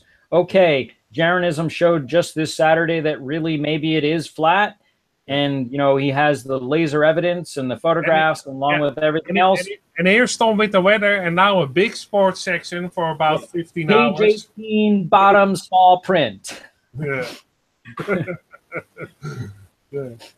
So you also noticed that they always do that in that kind of fashion. A lot of people are starting to notice it. It's what's called when they retract it, if they retract it in the press or something, they put this tiny little article on about page 5 at the bottom, so no one really sees it. Well, but they technically legally retracted it, but no one sees it after they've done the damage, after they've lied. They'll even do worse. They'll retract it within an article that primarily tells something else. Like, okay, Trump was colluding with Russia. Trump was colluding with Russia. And then they'll say, okay, Trump wasn't colluding with Russia, but they'll mention that in the bottom of something where they're talking about Trump not building the wall. Trump's not building the wall he said he would build, and he didn't collude with Russia. But they say it, and look, Trump, we did say you didn't collude with Russia, so you can't sue us. We said it right here in the same article. We said you're not building the wall. Only that paragraph was a couple of pages further. What they always do, they have a text, and then under it, see page 15 for the rest of it. And there they write the rest, the truth. It's a CYA, cover your ass. But they'll say it at one point, but they really focus on everything else. And the reason they don't mention Building 7 is what they call controlling the narrative. They can't mention Building 7. It's the white elephant in the room.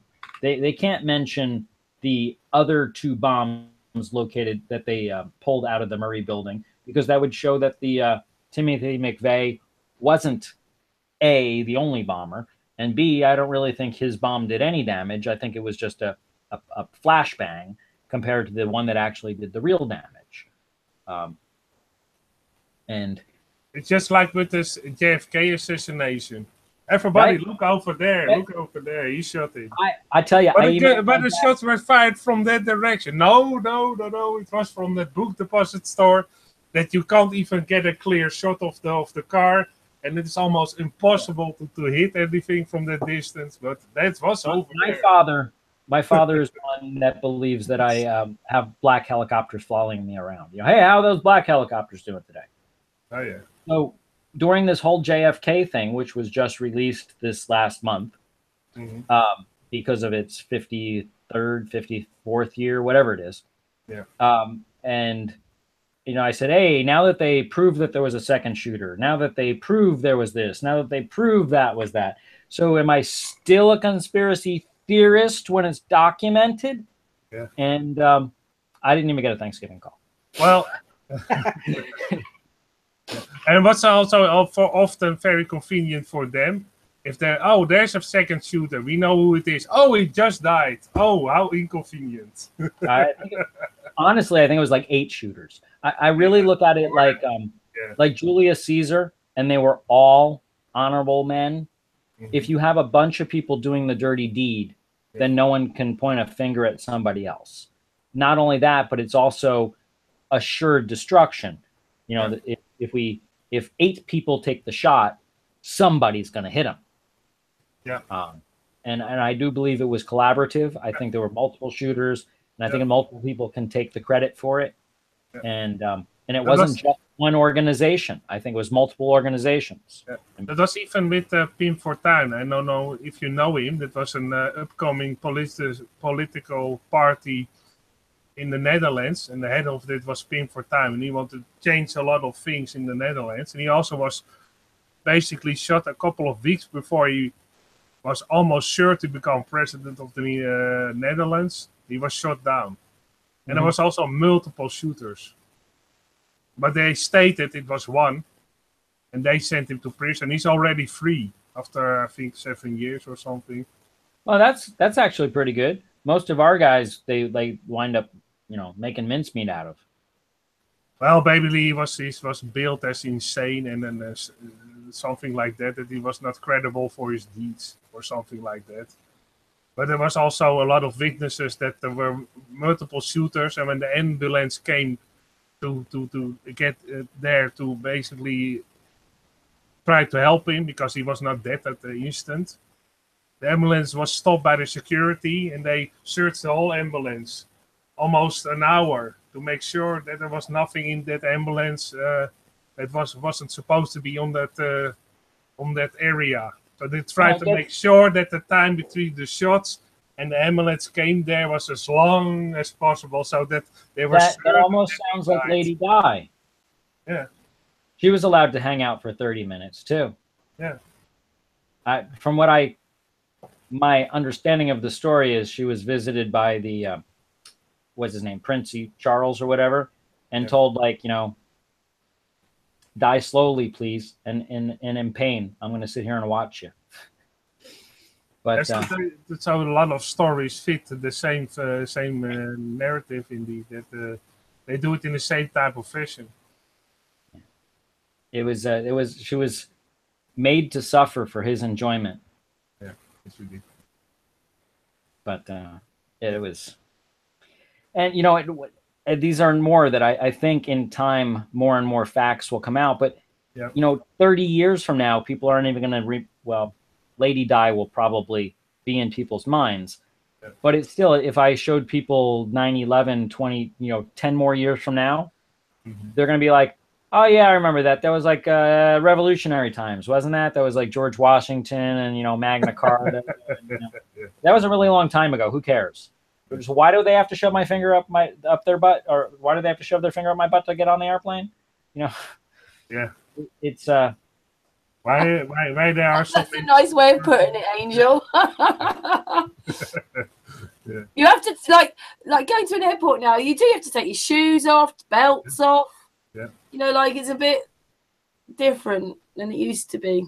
And what is actually funny, when that was already happened, and when they had their security managers, I know a guy who is he's how do you say, he's has the Down syndrome, and he has to as his work he has to do very simple jobs, and for the KLM that is an certain kind of brand for planes to fly, the KLM, just like British Airways.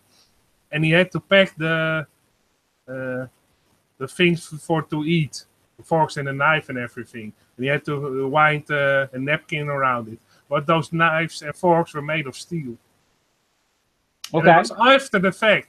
I thought, is that really so? And he made this camera, because he already had the camera, make the photo of the whole table with all those forks and knives for the KLM, for the first class only. Because second class you get plastic knives, but in the first class you still get steel knives. So I think if you have a device to... Yeah. There are airports, even in the domestic United States, where after you're through security, you can go and eat at some of the upper scale restaurants, like a steakhouse or something like that. That's after the security. Yeah. And they will have steak knives. Yeah, and big ones. And you can easily put them into your purse, put them in your laptop bag, but whatever. You're already past security. There are no more metal detectors between you and the airplane. I've heard that same story from somebody else, indeed. Yeah. And you basically tell the same story. Yeah. So it is 100% security theater. It is the amount of tyranny you will live under is the amount of tyranny you will live under. Yeah. And it's security theater. I could go into stories of how, other than going past security, you can still get into the terminal area and get many things into the terminal area because you didn't go through the primary security. And, it happens. Not only that, but the primary security is kind of a laugh too. There are people who can show you how to get around the primary security because there was a guy I know. He was on the airport and he was saying goodbye to his mom and he had to go to the bedroom.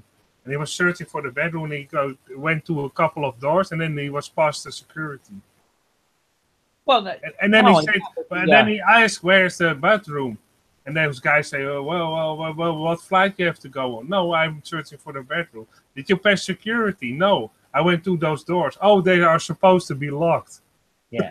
But it just went through them. Not only that, but the same way that in a prison, you get drugs and cell phones and all that stuff into the prison by the prison guards. And anyone who says that doesn't happen, I can... give you documentation of how it does. Yeah. So just because the inmates are strip searched on the way in, the prison guards aren't. And just the same way that the passengers have to go through the security theater, the baggage handlers and the people who work behind the counters and the people who vacuum the floors and the people who service the telephones and the people who service the monitors and the people who service the plugs and the outlets and the change the fluorescent light bulbs. Also the people who have to fuel the planes and everything. Well, those people, they actually come from outside and go outside the plane. I'm just talking about into the general people where the people are. Yeah. So anyone can do the same way a security guard can sneak something in and leave it somewhere where somebody who comes through the normal security can then pick it up. Yep. Like they leave something in the bathroom under the sink, or anyone who wanted to get something onto the plane can also get it through the baggage. There are lots and lots of ways that if these people wanted to, if somebody was deceptive enough and really wanted to, that plane can be, taken out of the sky. I don't think that 99.9% of the population really wants to be downing airplanes. Most people are good at heart. But for them to be making me get a strip search to go on an airplane when there are 10 other ways to get something bad onto that airplane, and those ways are ignored. Even if you know somebody, if you know somebody in the restaurant, you basically can make a sentence with. You can get into the food service. Put it in the mayonnaise. I'll pick it up. I'll get a potato with extra mayonnaise, and it'll have basically, if you know the guy very good, he makes you a sandwich with a gun in it. Here you go for on the plane. Oh, thank you. Can I say something? They do lie about things. It was probably in the early 90s, maybe late 80s. Yeah. I was watching this documentary about this stuff called Captain Wire. If people don't know what Captain Wire is, It's all the wire that he used to use in the aeroplanes. And then what happened was that something, as this wire got older, it was like Mission Impossible. And of course, you know that they put all the wires together under the seats, rows of chunks of wires with the hydraulics of planing and everything like that. Back in the day, this wire, they would use a Bakelite that shield. wire, Yeah, they would, the same way this is used as plastic. They would use Bakelite. And when Bakelite got hard, it got brittle. And then because it got brittle, the shielding would flake off, and then the two leads could short together. And that is reality. That is what we used to do. Yeah, but what was, because it shorted out the hydraulics of the plane, the planes then would come down, and they're leaving everybody believing that maybe it was terrorists when it wasn't. And the military immediately, years ago, took all this captain wire out. And then, of course, when they were making this program, something like Virgin planes were just coming in. He just ordered some planes. He had the new wire in his planes. But planes like Lithuania Air and all that, they still had the old wire in them. I mean, maybe none of the planes have got captain wire in it. But you just think, you couldn't even tell you the truth about that. You have to find like a documentary and making everybody believe that terrorists brought those planes down when they knew what it was. It's just awful. Sorry, back to the subject. I just wanted to add that. Well, if they admitted that they were responsible, that they had knowledge and didn't take precautions to resolve the problem, that would show there's a word for it when you're responsible. But that they would admit that they were a culprit. So you have to pass the blame to somebody else. That's any company wants to do that. You know, it's in the company's best interest. I didn't do it, Mom. The dog ate it. The dog ate my homework. It wasn't me.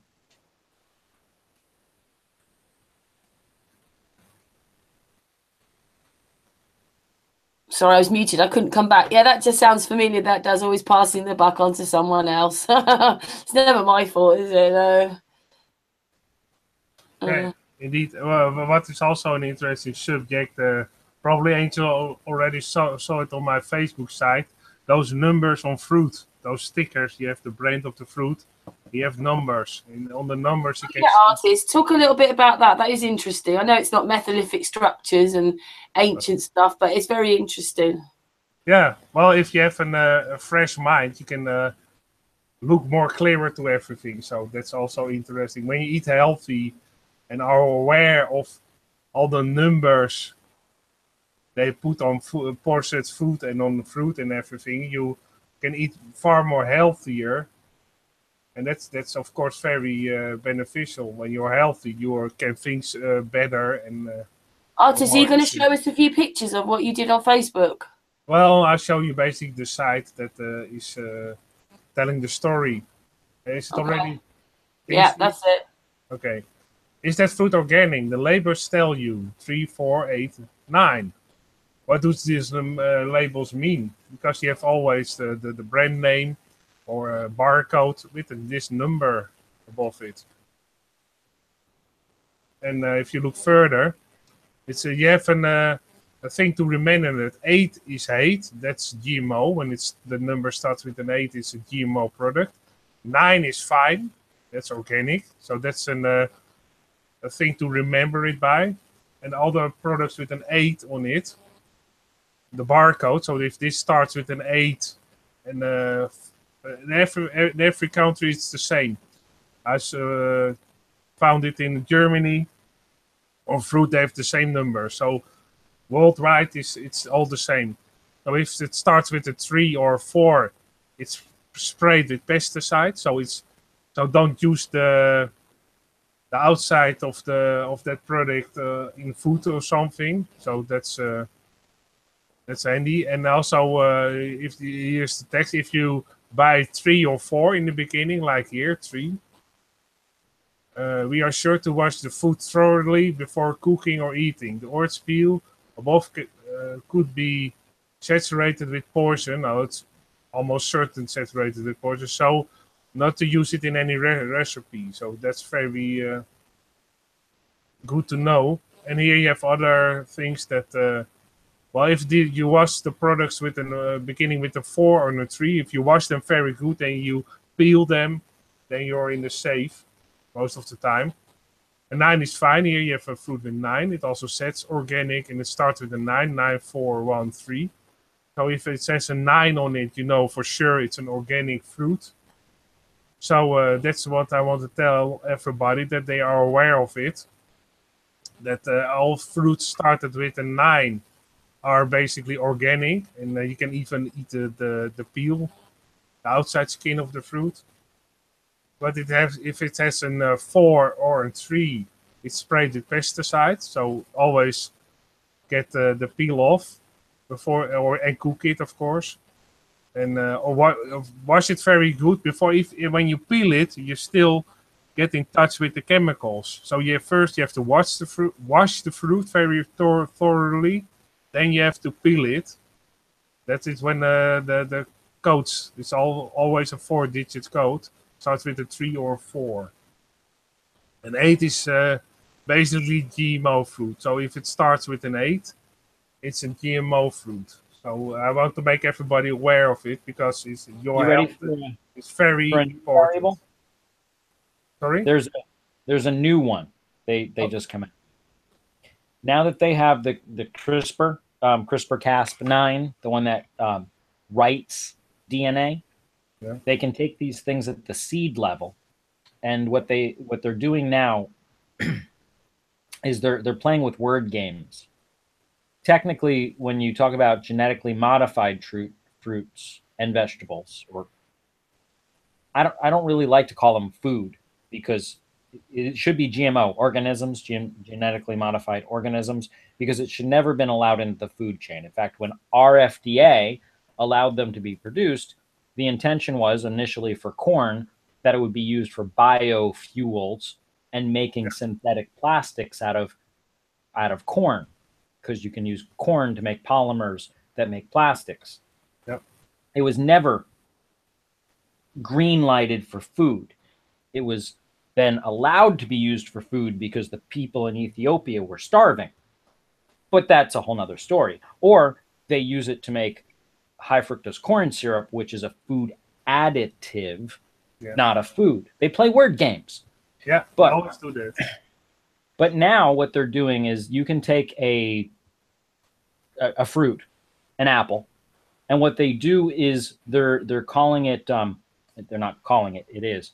They're neutralizing certain traits. They're not doing gene editing. They're doing gene recessive. They're trying to think of the technical word they use. They're neutralizing or making a gene factor not be sympathetic to the environment. For instance, if they make a apple not yellow when exposed to oxygen, they make it so they edit the gene so that when oxygen is shown to it, it doesn't express the trait of oxidizing and becoming yellow. Now, it's because they're not mixing it with another gene and they're not manipulating the organism technically, they're just making a gene expression not express. The same thing we do with drugs nowadays. We take a symptom and they make the symptom not express itself. It doesn't neutralize the cause. It just makes the symptom not express itself. They don't call it manipulating the gene, and hence these new things, which are not classified GMO, are now being allowed to be classified as organic.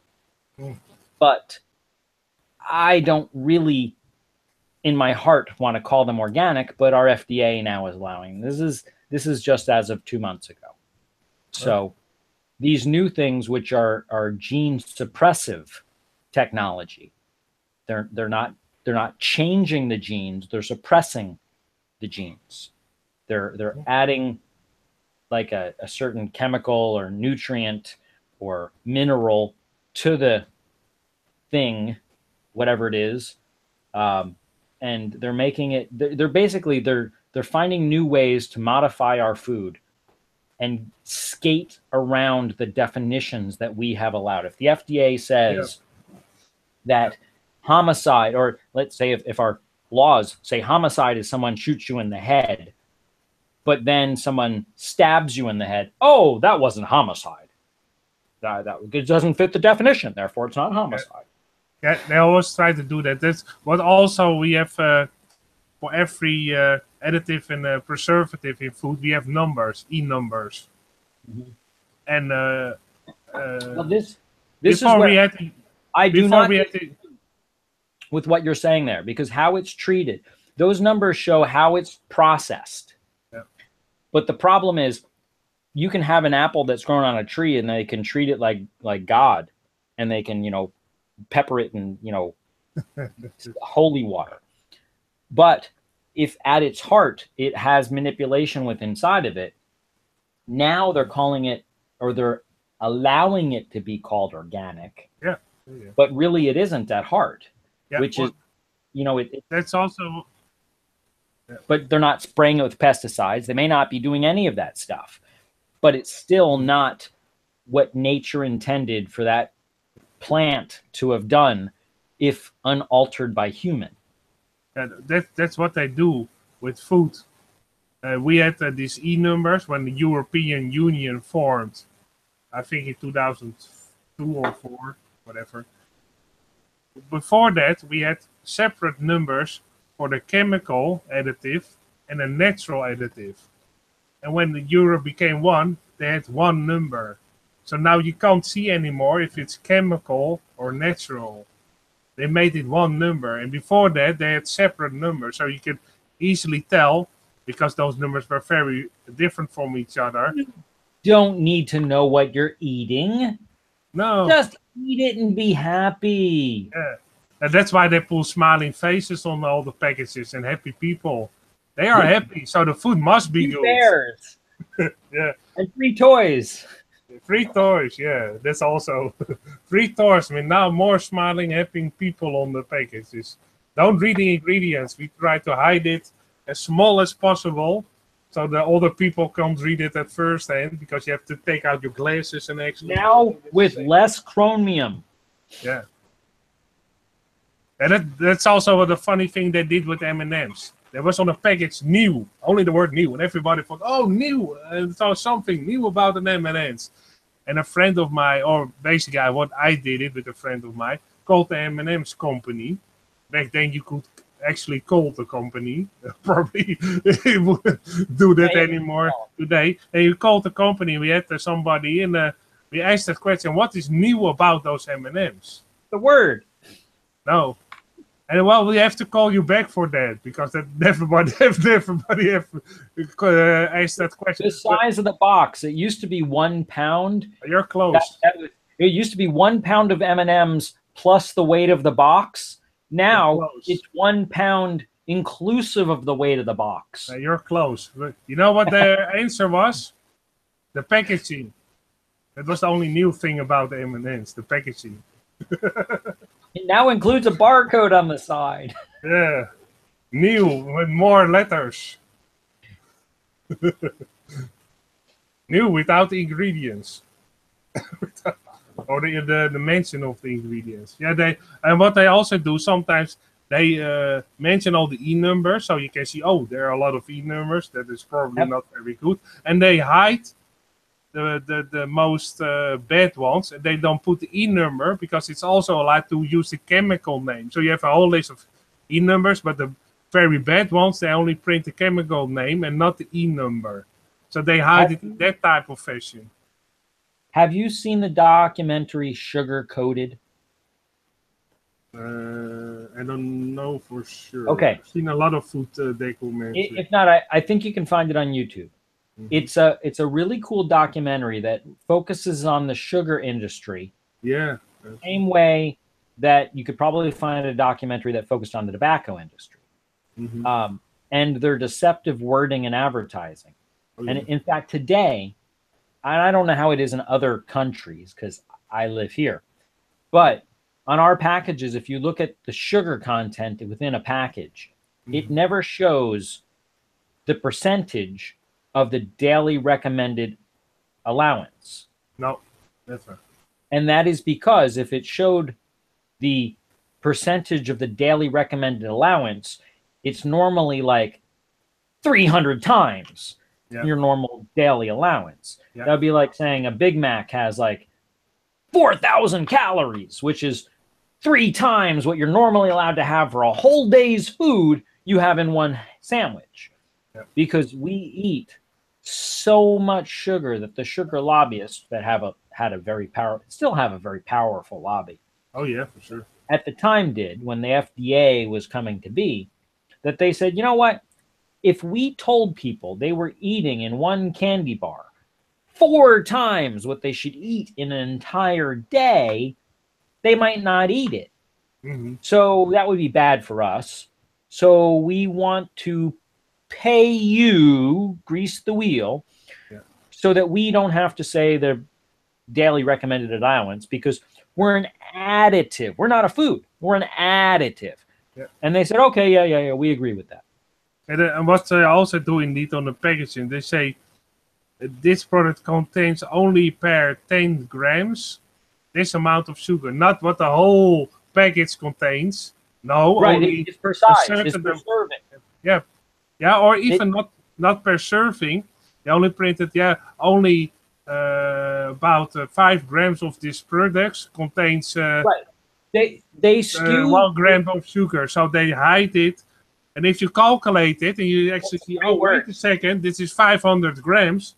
So this is actually 50 grams of sugar. They don't write it in that fashion. They try, in many ways, depending upon what it is. They'll either say per serving, and per serving, like if you're eating a pretzel, a serving might be 3 pretzels. Yeah.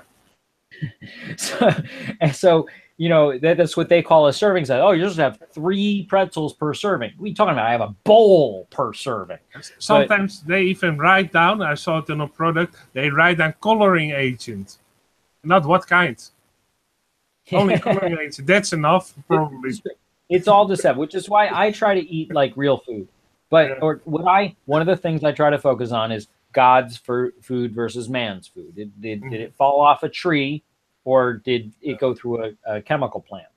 But they're becoming more and more. And your numbers there are great. I try to honestly try away from any ones that have pesticides, although soaking them, a couple of things you could soak them in before eating them is pH high water, alkaline water. That's one thing. They have water which has trying to remember there's like 2 or 3 names for it. Not orgone. Well, orgone. If you ever orgone water, which has to do with the frequencies, it'll kind of suck some of that chemicals off of it. Oh, just related to those orgone pyramids. Right. And there's another type of I'm trying to think of the name of it. They have these pearl beads that basically have minerals in them. And when the water filters through the beads, it makes it basically works the same way osmosis works.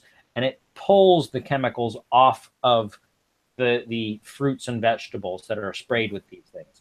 Although I'd rather, if I bought a banana, one's like 50 cents and one's $1.50, and one of them says organic, I'd rather pay the $1.50 for the guy who's lying to me than pay the 50 cents to the guy who doesn't even take the time to lie to me. But but if you try to get the ones that are not sprayed with pesticides and all these weird chemicals, that's at least what I go through. But from there, if one of those types of waters, basically it pulls the chemicals out of the things. Or clay, if you want to go crazy. If you're somewhere you have no idea where it is, you take a little bit of clay and you put a tablespoon or 2 of clay in there and you let it soak. Some fruits you can't let them soak, but most fruits can soak without an issue, like an apple or something like that. Nature puts the barrier around them. Apples, bananas, all those sort of things. Nature puts a barrier around where you can soak them for a while and leach. Yeah, because outside they also have to sustain rain. Yeah, that's, nature does that on its own. Indeed. But it's good to make people aware of the things that they eat. Yeah, because sometimes people say, well, if I don't feel it's important, they say, well, wait till you get older.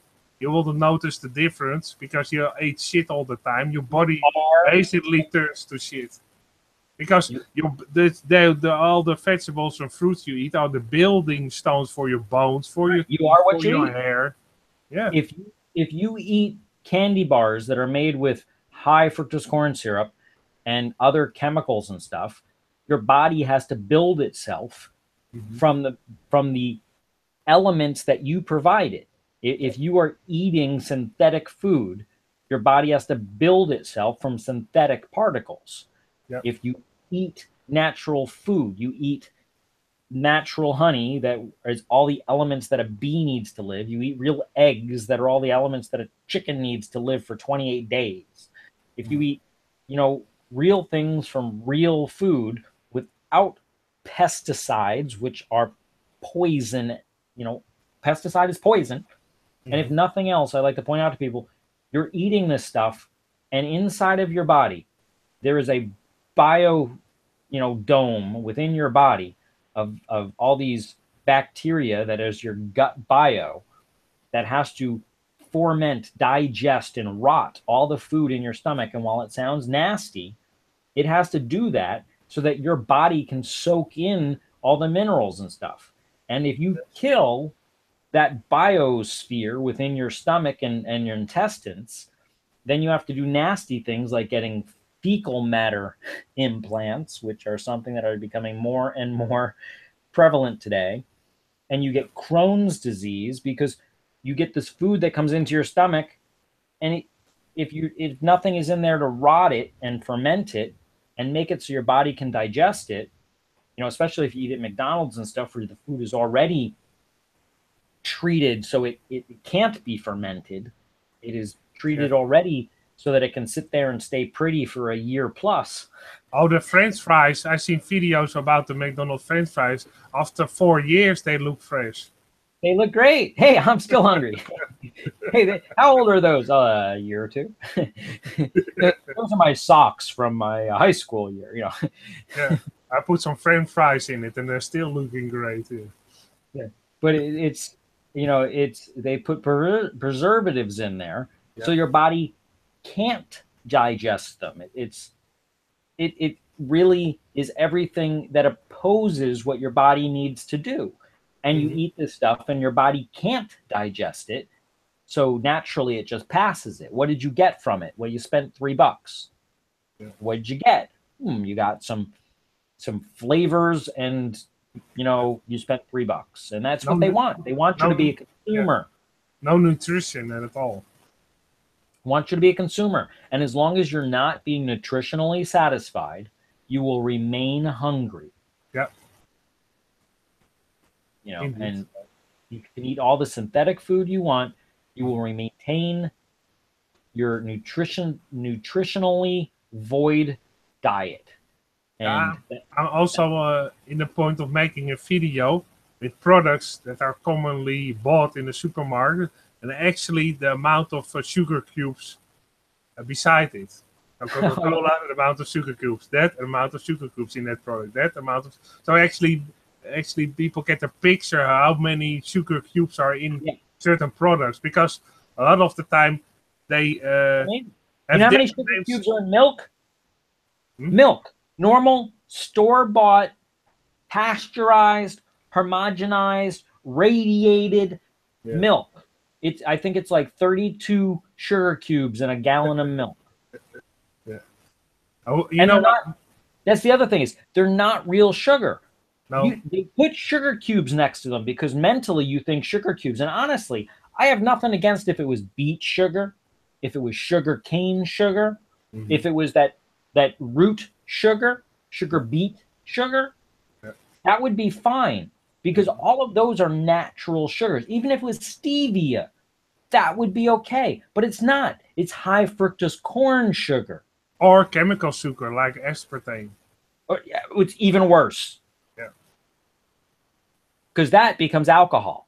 And then Your right body on the package, breaks down into alcohol. no sugar added. And then I look, oh, if it says no sugar added, most of 9 of the 10 times it has aspartame or something like aspartame. Aspartame jumps that hurdle depending on what side of the bridge it wants to be on. Since it is a sweetener, it can go into the sweetener category. Yeah. It's not a sugar because it's not a sugar. so it plays the, hey, we're whatever we want to be today. Why are they adding all that sugar to the milk then? Because it makes your kids drink it. They like the sweetness, especially aspartame. Aspartame breaks down into alcohol. It breaks down into wood grain alcohol. And alcohol is addictive, which is why alcoholics become addicted to it. So your children become addicted to the milk. So they crave the milk. But really the milk that is sold in the stores nowadays is pasteurized, which means they bring it up to the boiling point and then they flash cool it, which destroys a lot of the proteins and enzymes, which is what really in nature you'd want because that's what you want. Then they radiate it, which destroys it on a nuclear level. It's like taking a shotgun and shooting it through a barn and saying, oh, look, we killed all the pigeons. And then they radiate it, they pasteurize it, and then they do something else to it. I can't remember Ferment it or something? Homogenize it. Which I forget exactly what that is, but honestly, it has to do with making it so it'll last longer on the shelf, which is fine commercially, but it has to do with making it so it doesn't break down as quickly. And really, when you drink it, what you want it to do is break down so that you can absorb it. But commercially, they want it to be able to last longer on the shelf without souring, which they could do if they put a silver nickel or a silver, something the size of a silver dime slug in it. But they don't do that because then they'd have to be giving silver to people. I heard stories indeed from one of the older guys in an old folks home. They put half a silver dollar in there. Yeah, they have the glass milk bottle because they were made of glass. That is far more better than sometimes of plastic they put it in. Yeah, we could get into how the plastic leaches into it. That's a whole nother can of worms. But they had glass milk bottles and they put the silver nickel because most of the cons were made of silver. Or a silver $50, or they'd put a quarter in there because back in those days, a quarter, a U.S. quarter had silver in it. Yeah. A U.S. $50 had silver, and a U.S. dollar was made of silver. In most countries in Europe, it was the same fashion. They also contained silver. You finish your milk, you'd take your silver and you'd put it in the next one. Yeah. But people, no one understands why they did that, so they stopped doing it. Mm-hmm. And people didn't want to do that because, we're lazy. Yeah. So we just want it to last longer in the refrigerator. So we don't mind if they homogenize it, radiate it, and all this other stuff to it. Yeah. Pasteurize, homogenize, radiate. Indeed. Exactly. I think that homogenization has to do with adding hormones to it. And the hormones make it so the proteins don't ferment as easily or something. They don't break down. They don't sour. They don't make it smell bad. Well, they also could have a glass bottle of milk now with a silver coin on the bottom. Oh, that's also that would be fun. If they silver plated the bottom or something like that, but then that would make people want to recycle more, and that's a whole nother thing. If people put their own silver coin in there, and then at the end of it they took their own silver coin and put it into the next bottle, but that would put some of the liability, that's the word I was looking for earlier, that would put the liability onto the consumer. And they would have to have the knowledge of what to do and how to handle it and what is best for their health, which again, education of the general population, which is what they don't want to do. They need to have the men in the clean white coats let me get these words right. The men in the clean white coats be the purveyor of knowledge. So when they tell you something, whether it be correct or incorrect, you believe them because of their authority level. Yeah. And if people knew, if people knew half the stuff, the general, if they read the Bible and paid attention to it, then they would understand how the doctors are sugarcoating a lot of stuff and deceiving a lot of stuff. And I honestly believe that the doctors themselves, you know what? False dichotomy. You know what that term is? If not, it's really easy. If I asked you, do you want to go to McDonald's or Burger King? Oh, yeah. Okay, I've already made the choice. We're going to go to McDonald's or Burger King. Which one do you want? Honestly, if somebody asked me that question, my answer would be C, none of the above, because I don't eat at McDonald's or Burger King. Yeah. But if you'd ask a normal everyday child, do you want to go to McDonald's or Burger King? Which would you rather do? Go to school today or be spanked? Yeah. Okay, those are your two choices. Which one do you prefer? Okay, you've made the choices. The child has to choose between one of the two choices. You've given them a false dichotomy. Every doctor nowadays has the false dichotomy, and it's not really a dichotomy, it's a multichotomy, that every problem has a pharmaceutical answer. Yeah. That's a false dichotomy. They are pigeonholed into the pharmaceutical solution. Yeah. And their medical insurance ensures that they stay pigeonholed.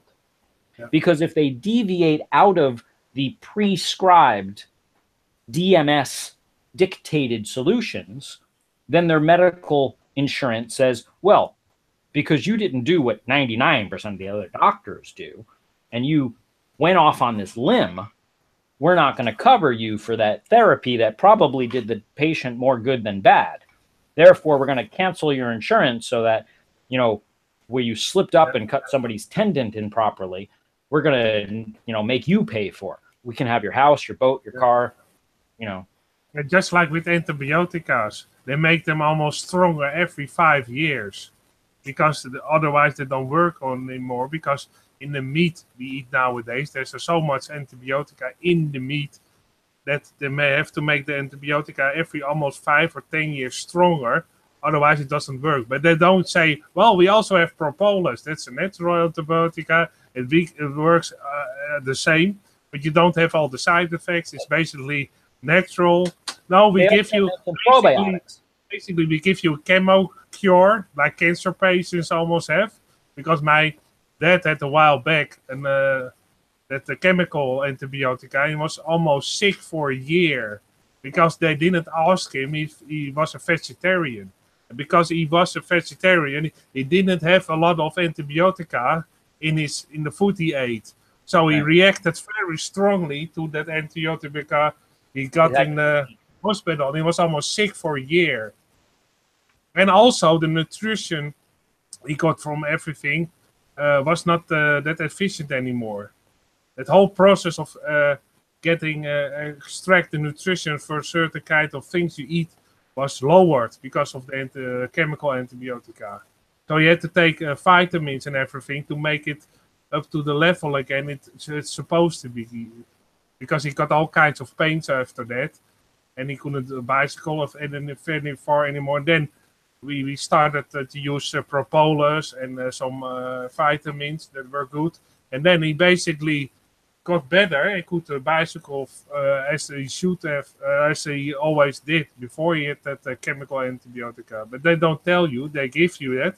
And then if you turn crap after that, that's no worry for them. They don't provide you with the information to get healthy. Right. Well, if you, it's a triple-edged sword. If a doctor tells you how to cure yourself or tells you the reason for the problem, I'll give you a great example. Somebody has a bad knee because they do something, whatever it is that they do, whether they eat stuff that is messing up their knee, they've got a bad joint problem, or whether they play soccer a bunch or they kneel a lot because they're a carpenter or something. The doctor doesn't say, well, here's what you need to do to relax your knee, ice it properly and do this and maybe exercise this way or bend it that way or eat fatty acids or Maybe you have a buildup of toxicants, so maybe you should consider doing some chelation or something like that, clay or something. You know, they don't do that because that puts the liability onto the patient. And patients, they don't want liability. They want a pill. Here's something that'll make the pain go away. And I love this. They say, when that gets worse, we can look into knee replacement. They don't want to. They don't treat the problem. They only say here's something that the pain goes away. You think the pain goes away, but the pain is still there. Only you don't feel it. That's the problem. Symptom management and symptom suppression. The symptom is pain. They give you something to suppress the pain. Yeah. The symptom is pain telling you there's a problem. Yeah. They suppress the symptom. They make the pain go away. That doesn't make the problem go away. They don't look for the cause. What they do is when it gets worse, here's what our next step is, because that's what they're trained to do. Yeah. If you pass liability to the customer, the patient, is usually 9 times out of 10 not going to do. I'll give you one great one. I got somebody who right now, unbelievable. He's a doctor. He can afford this stuff. Is spending like $10,000 a month for like vaginal insemination because he is having problems getting his wife pregnant. But yet he has no problem drinking Diet Coke and beers that have all sorts of additives to them. And I say, look, you know, your doctor tells you, in fact, he's quite proud. He's like, your doctor tells you you have the volume of excretion, but your excretion is lethargic. He says, yeah, it doesn't have the oomph it needs. I'm like, yeah, that's because you're traumatizing it with like Diet Coke and all this other stuff that you eat, because your lifestyle is microwave and, you know, Pop-Tarts and Twinkies and sodas. You know, and soda, and he diet. Well, yeah, I'm fat. No, I'm like, well, then don't drink Diet Coke. Try water. or fresh juice. Get a juicer. Learn juice.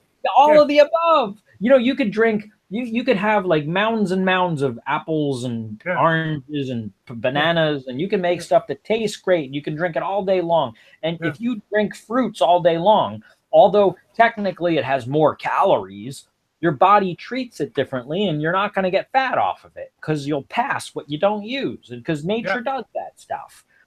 But it's when trying to talk to somebody who thinks they went through 8+ years, 12 doctor is normally 12 years of school. It's hard for somebody who only has a .com after their name, even when you're showing them logic and showing them reports and showing them verifiable, repeatable experiments. They think they're smarter than you because it says diet on the side of the bottle.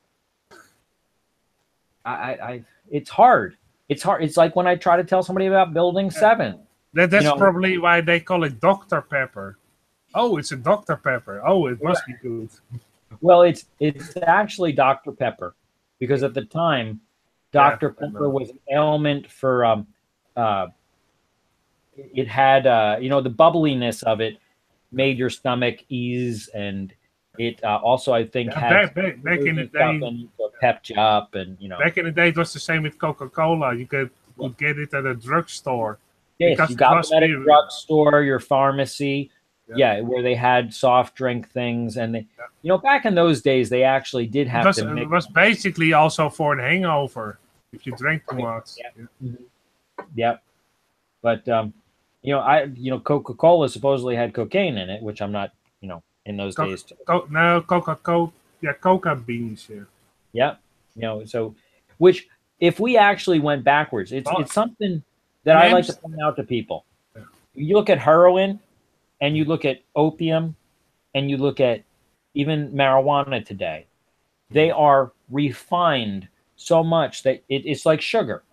If you were to take a sugar beet and eat it, it's kind of a bland sugar. You can taste it, but it's kind of like it's like if you drank lemonade, watered down lemonade. You know, you're not getting like the sugar rush. we have refined it so much. The heroin we have, the opium we have, and the marijuana we have are refined so much because everyone's looking for the highest of highs, the concentrated of concentrate. If we just ate it in its natural form, it would be very medicinal. Very for sure. Everyone's going for the trying to look for the rush of it. The I understand that they made it so strong chemically that if you have the natural form, it would be it's like look at it this way. If you had a banana, a normal everyday banana, there is a way you can let that banana ferment and make it like the way they make banana cake. It's very sweet when it gets to that point where you make banana cake. And I'm sure there's a way to refine that so you could actually get some like banana sugar out of it or something. Some chemist out there can do it. Okay. And then that would be banana sugar. But a banana itself isn't going to be the same refinedness of the sugar. We have made it so we're focusing on, again, the macro instead of the micro. When you eat the whole banana, you get a bunch of sugar, but it's at a micro level per bite. Yeah. When you refine it, we're looking at the macro because that's what we want. We want opium. We want the highest of high. We want heroin. If they refined the banana sugar, basically 10 grams is about 100 bananas. Right. And they say it has only 10 grams of banana sugar. Oh, that must be fine. Oh, actually, how many bananas are that? Oh, 500. Oh, that's a lot. 300 sugar cane, cube. Yeah. That's how you must see it, I think, to actually get a picture. That's not the way nature intended for you to get it. You weren't supposed to be bland. You were supposed to, your apple pie was supposed to be kind of a bland flavor. It wasn't supposed to be a blah flavor. Mm-hmm. And also what they do with all those sugar, they hide the bad taste of the product because they often use very cheap stuff to make processed food, and they put a lot of sugar and flavors in it so they can hide the bad taste it has. I'm not sure if I mentioned it on here, but I can. My awakening to the GMO world was honey. Before I got into the Giza thing, I've been very aware of the whole tombs and the Egyptians and all that other stuff. And one thing that I at least read, I didn't go to the tombs in Egypt and break open the things myself, but one of the things they said was there was honey within most of the tombs. And the honey was as good as, you stick your finger in it, tastes great. Because honey itself is a natural preservative and will last thousands of years. And, we even make honey lollipops and stuff like that, Thousands of years. Thousands. Mm-hmm. And I went to a place out here, one of these big box stores, and I bought something the size of a spaghetti container full of honey. And at the time, it was like $10. Of course, it was like 20 years ago. Yeah. And I figured that would be enough honey to last me the rest of my natural life because I don't use a lot of it. I use like a spoonful on this and a spoonful on that. And anyway, I was about halfway through it. And it was Natural News, Mike the health ranger. I forget his last name. Anyway, and he did a report on how most of the honey in stores has no bees involved. No. And I'm like, no. There's no honey. No bees involved in making of this honey. Yeah. And I looked on the back of my thing, and I honestly, that day was the first time I really, because of GMO, wanted to vomit. That I realized that for half a decade at that point, I was eating gelatinous goop that was flavored like honey, had chemicals in there to make the color of it like honey, and was just nothing more than a gelatinous glob, no honey involved. In fact, high fructose corn syrup was used to sweeten it, so there was no natural honey. The reason I was eating it is because I wanted the preservatives and the enzymes and all the stuff that the mama bee or the bees give the baby bee to live for like the half a year it takes that baby bee to come out, just like the egg is everything the baby chicken needs. And the syrup that we eat when you eat natural syrup is everything the tree needs to last through the winter, and et cetera, et cetera, et cetera. Most of the things are everything that particular item needs. Like vanilla comes from the vanilla bean, or the vanilla extract, which comes, it's everything a real. It's the sap of that particular plant, and when we chemically make it, all you're getting is the fake version of that. You're getting the fake version of eggs, the fake version of honey, the fake version of maple. Yeah, there's that's a good thing in Germany. They are a little bit stricter as in most parts of Europe, and also a lot of numbers that are allowed in Belgium and the Netherlands are forbidden in Germany. And also in Germany, if you have to call it honey, there must be actually 70% of real honey. Well, yeah, only 30% poison. But yeah, yeah, indeed. But one of the things that really scare me is that they have 3D food printers. Yeah. And in some cases, I could see these when you use sugar, when you use like liquid sugar things, colored sugar, and you make the topping for a cake or something. Oh yeah, that would be. I can see that as art, and you want to make like some guy holding a football or something like that. And I can see this. It's great for your kid's birthday.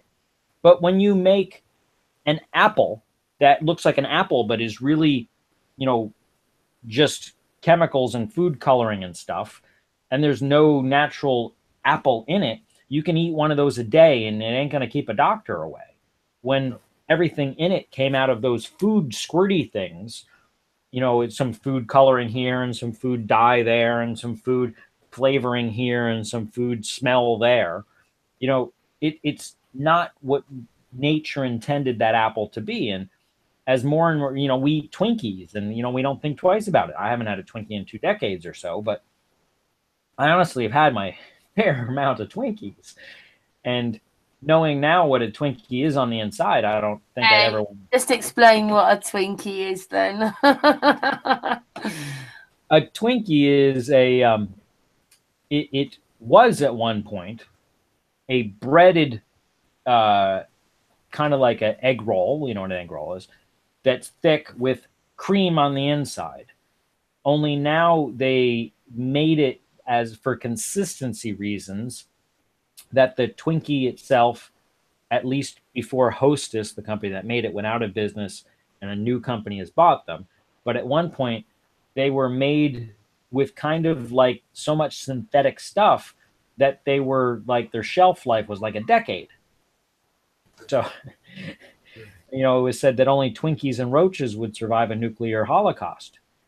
And it's also an inkling when you buy something, and you turn it around and you see how long it is you can keep it in your cupboard.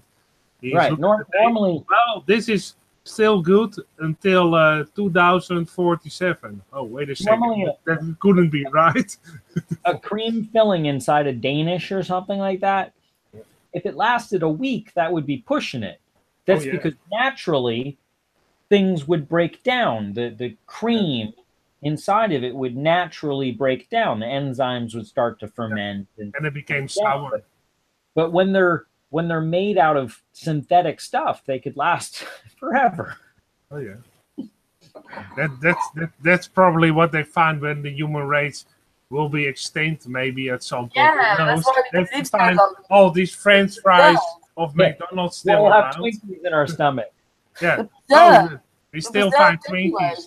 Yeah, they feels time to find Twinkies and McDonald's fries because they don't dissolve. And also, what is interesting, you have those shavings of cheese. You can put on your pizza. It's little corals of cheese. You can buy it in a package.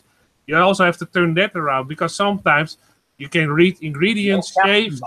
Yeah, you can read the ingredients shaved cheese. Okay, that's cool. But sometimes you have almost 3 rows of ingredients. Milk, blah, blah, blah, blah, all kinds of chemicals because of shaved cheese. I thought, well, and I had 2 packages in my hand. One said only shaved cheese ingredients. Okay, that's cool. The other one had the 3 rows of ingredients with all kinds of chemicals. I think, and actually there was not even cheese mentioned in it. It is getting scary when you have to really pay attention to what you eat.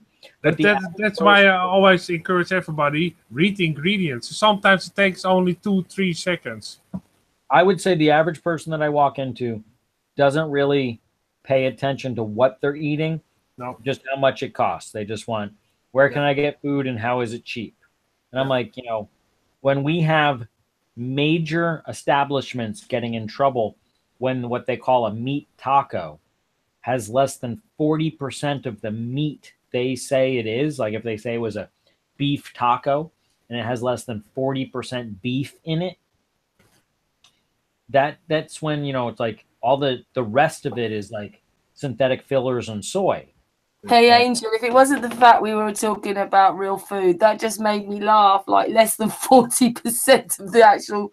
What are you eating then? We also have a brand here. Artis, hang on. That's just like, it's like a joke. It is like a joke. Well, you have to actually have an amount of in the product to call it a certain type of product. That's also with trouble. If they had the correct amount in there, I think it was either 40 or 60 was the cutoff. I forget if it was 40 or 60, but either they had 55% or like 38%, whatever it was just under the allowable amount. Mm-hmm. And if they had not had just under the allowable amount, it would never really have come to national recognition because they got fined by their competitor when they had less than the allowable amount. And they're like, well, their meat taco or beef taco really isn't a beef taco, where ours is beef taco. And the competitor said, well, we're going to sue you for pointing that out. And they said, well, it's the truth. And they said, oh, well, now we're in trouble because we had less than the correct amount. It's they're walking this fine line where they're allowed, because our FDA, Food and Drug Administration, which I'll gladly get into how administrations, at least in my country, administrations were made to get outside of the Constitution because they're a contracted agency and then not, subject to FOIA requests and other things.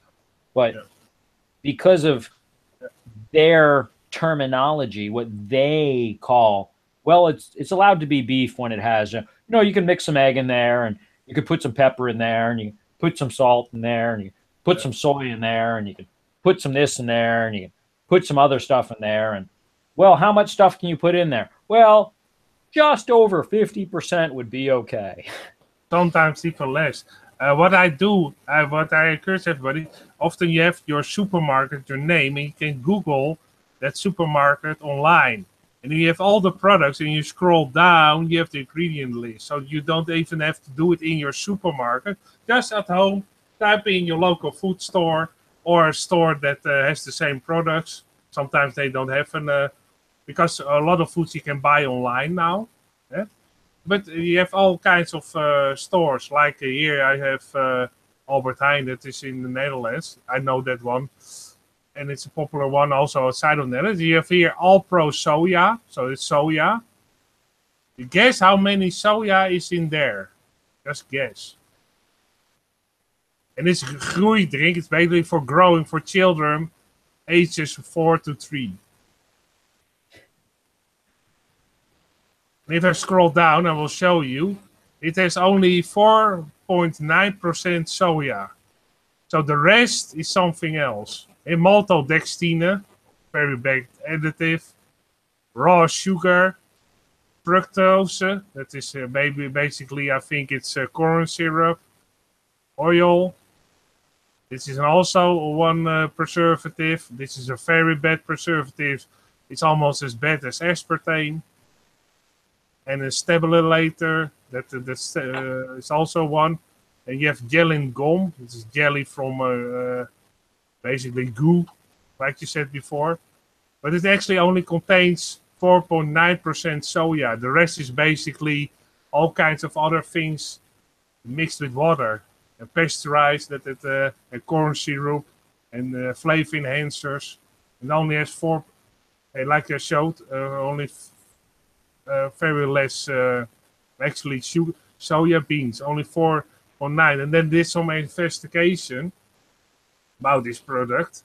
There's the most sugar of all the soya products that you can get anywhere.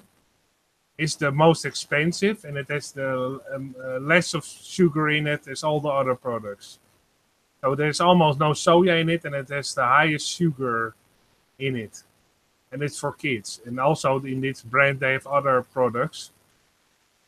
And they try to hide the bad taste. And basically, they put just enough soya in it, so it can be called soya.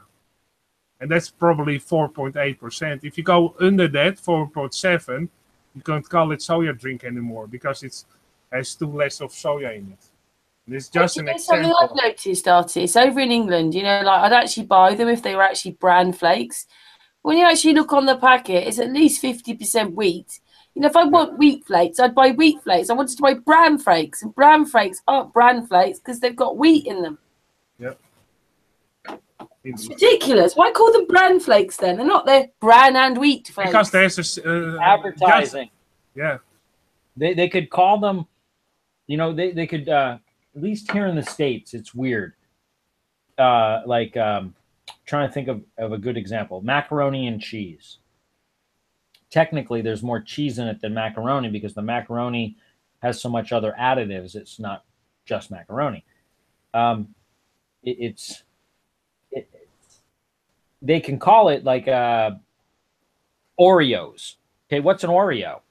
An Oreo is made of stuff. You know, one is the name. They can give it a name.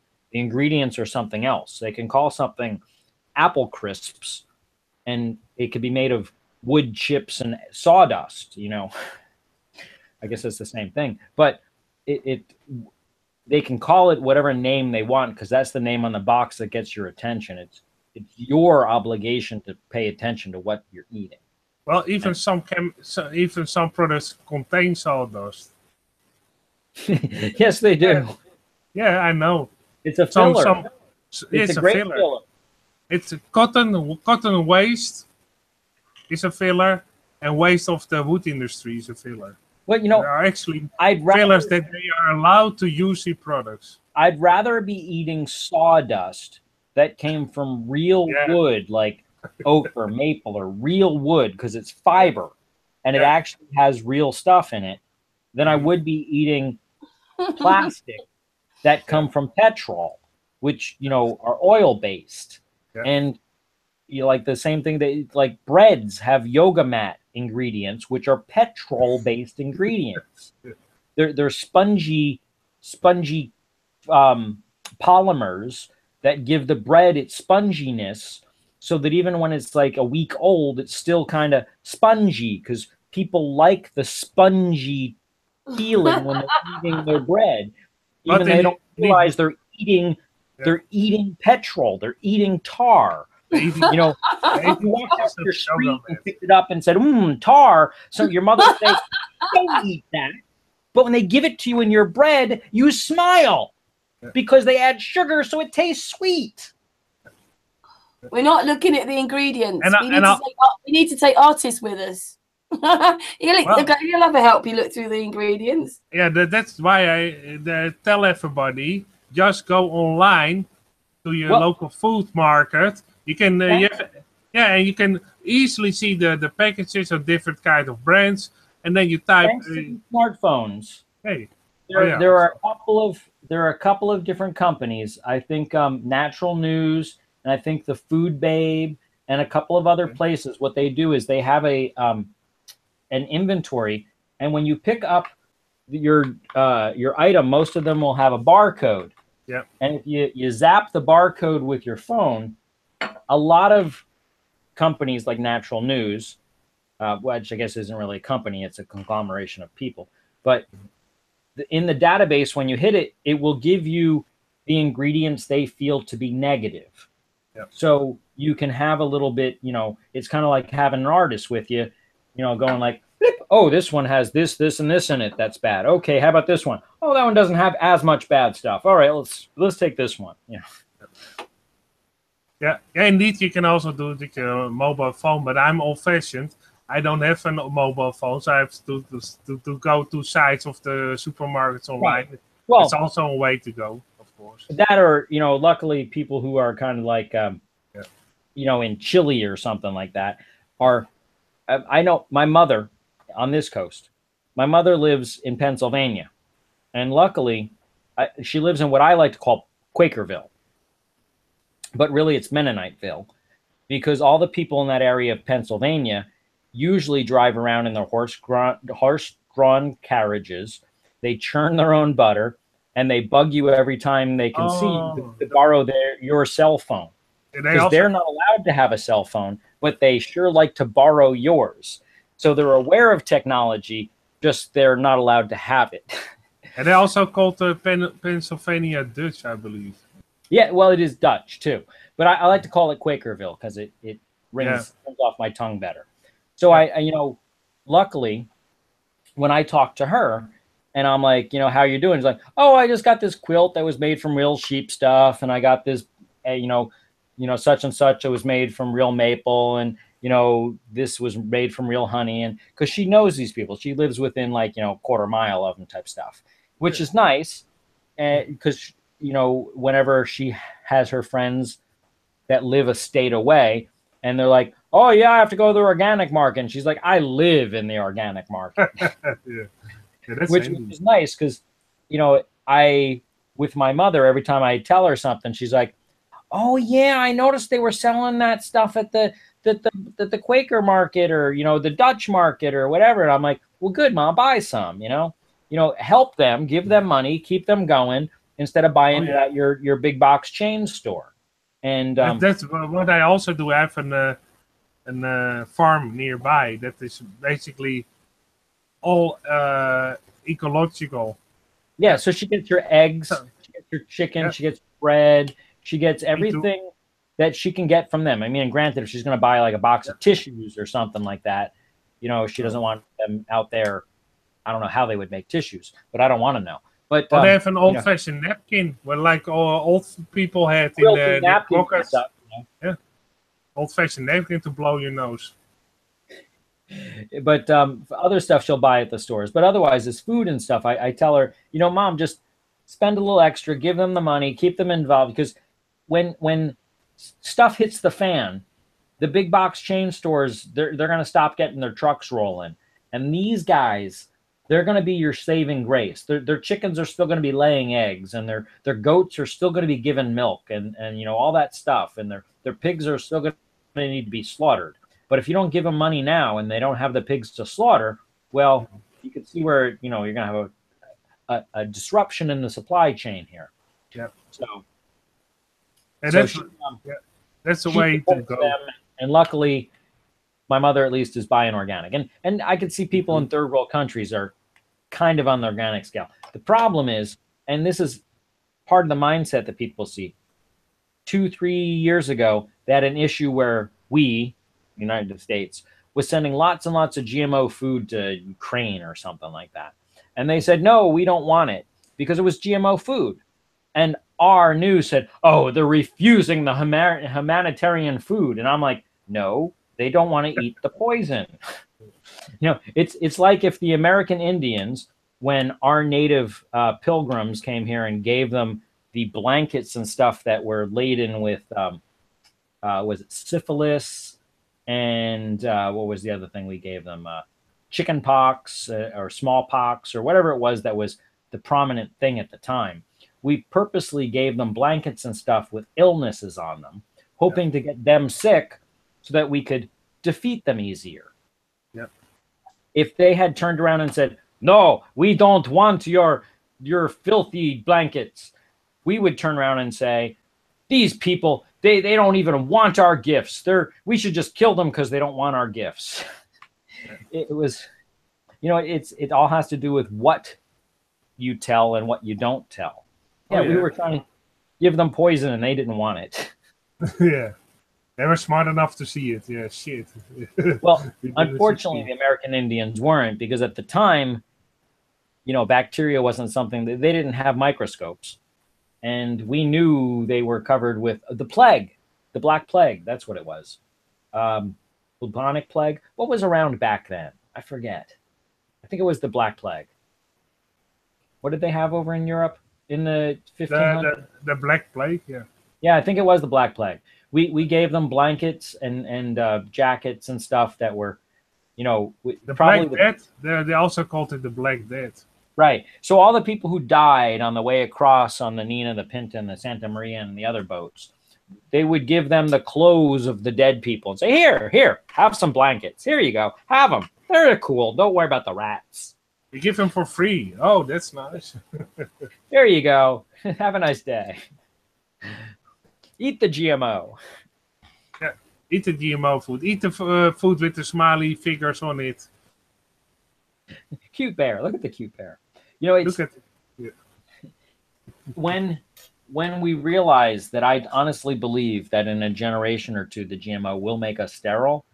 They will understand the master plan, which is when you cannot have your own child and you have to buy, rent, or adopt whatever child you're going to get, that child will never be yours. And this whole baby, what was the kid's name like 2-3 months ago that couldn't get the treatment and was allowed to die? Yeah. You know, the one you should know it. It was over there in England like 2 months ago.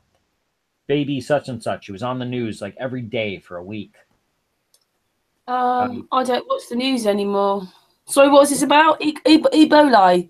That's something that's... No, it wasn't Ebola. It was a child who was born with some, I think it was a bacteria or something on his lungs. And there was an experimental procedure that could have been done, that it was in the UK, it was in England, and the parliament or whatever it was didn't allow the parents to take the child out of the hospital, because once you admit them to the hospital, it's now under the hospital's care. And if you took them out of the hospital and the child happened to die, then it would be at the liability of the hospital because you took them out of the hospital. But they wouldn't allow them to get the experimental procedure. And by the time that the court system said, okay, the parents could do it, it was to the point where the child had the infection, to the point where it was too late to try the procedure. And it was kind of a power struggle over where are the parents' rights versus the doctor's liability. And it just goes to show, in this case, these were biological parents. Now, if these were adoptive parents, let's say they were two gay guys and they had an adoptive child, it would be no question. The state wins. And that is how the plan is, that just like the movie, or the book and the movie, The Giver, or A Brave New World, or Logan's Run, down the future, when you cannot have a child because your ovaries are messed up, or you can't bring a child to term because, for one of many reasons, that you will adopt and or foster a child until the time that that child is of the age to be allowed to go out into the world, whatever age that be. And if the state doesn't feel that you are teaching the child right, if you're not teaching the child that this is real, and you're not teaching the child that the dollar bills are the monetary value of the world, and you're not teaching them that, you know, whatever the state wants to decide is the truth at the time, they will extract the child from you and say that you're not being a good parent. Yeah, so basically that child becomes government property. Exactly. That's the plan. So they can also put in all kinds of chips in the child. Well, because everybody loses their child, they make up a story. We now implant chips into your child because it's safer. It is. That way they can't get lost. And then if you say, I don't want that done with my child, well, it's government property, so we put it in anyway. That's the way they want to world. Yeah. It is. They wish to break the bond between parents and children, because then it's a divide and conquer. Everything is divide and conquer. If you are alone, even the words that our doctors use, everything you have is a order. You are out of ordinary people. You are alone. You are an anomaly. You know, I'm sorry, but many of our diseases are not an anomaly. If you know that you can give somebody insulin and within a week you can make them diabetic, that's not an anomaly. That's the norm. But medically, our doctors don't want to tell you that because that would be educating you. They want to keep you in the dark. That way they are behind the curtain and they are the ones that are purveyor of information, even if it's incorrect information. And that is how they keep the myth of stuff, is by not letting you understand how your own body works. And if you understand how your own body works, then you can kind of kick the doctors to the side, but you still need them to write you prescriptions because you're not allowed to self-medicate in many countries. It's a whole big game of words and logistics, and it's been allowed to build itself for, I'd say, 200 years as they've been building. They've been building this structure since they got ahead of the medical institutions. Started with the DSM and started with a lot of stuff. And it depends on how far back you want to go and how big the deception is. I think the whole round earth, flat earth thing is just a minor piece of it, although it is a big structural piece of the disinformation. It is a minor piece of the foothold that they have established. They're establishing foothold after foothold, climbing up the world of deception. And the more that they can get you to not believe what reality is, the more they can give you a cupcake made of synthetic particles and pieces and flavoring, and you will eat it and be happy that they have won, because they can get you to eat anything, maintain a state of malnourishment, and the doctors are the holy men in white coats that always solve your problems, which are 90% of the time malnutrition. It wouldn't surprise me. It wouldn't surprise me that in the future they would have a glow-in-the-dark apple. Now, a glow-in-the-dark apple. They have. They already have. Oh no. Here's what it is. See, as far as when they're doing genetic manipulation, they need to have, when you shoot guns, you need to have a tracer bullet so you can tell where it's going, because you can't see where the bullet's going. You need something you could visually see. Yeah. What they do is the same way they have the bioluminescent is technically what its name is, that jellyfish and some worms and stuff have. They will add the bioluminescent gene as well as the gene they are trying to present, because they can't tell if the gene that makes you not grow hairs under your arm took root unless you grow to maturity and your hair under your arm doesn't grow.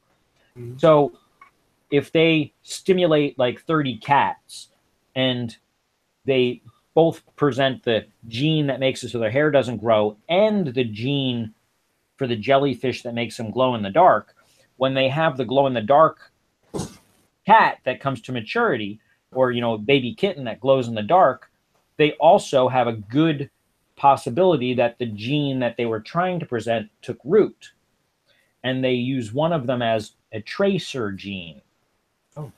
And the one that they use is the bioluminescence, because that is one which can be visually seen. Mm-hmm.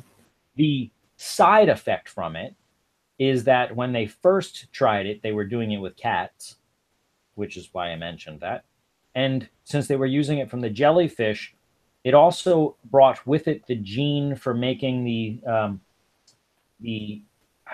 it's actually, from what I understand, it's a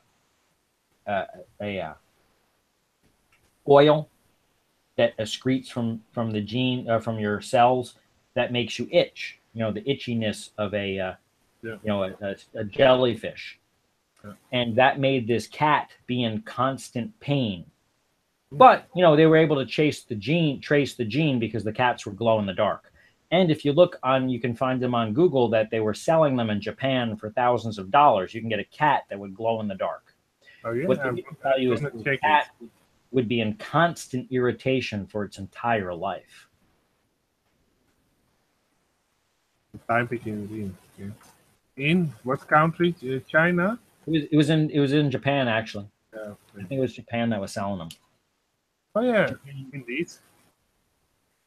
Insane. Just look up glow in the dark cat. I'm sure you can Yeah, find I've seen it. If you type it in, I typed in glow in the dark cat in Japan, and in that. it. They had frogs that did it too. Yeah. They can do it with. They use the bioluminescence as a gene. Yeah. That they Genetic can engineering. visually see. 10 bizarre examples of genetic engineering. Glow in the dark cat is Right. one of them.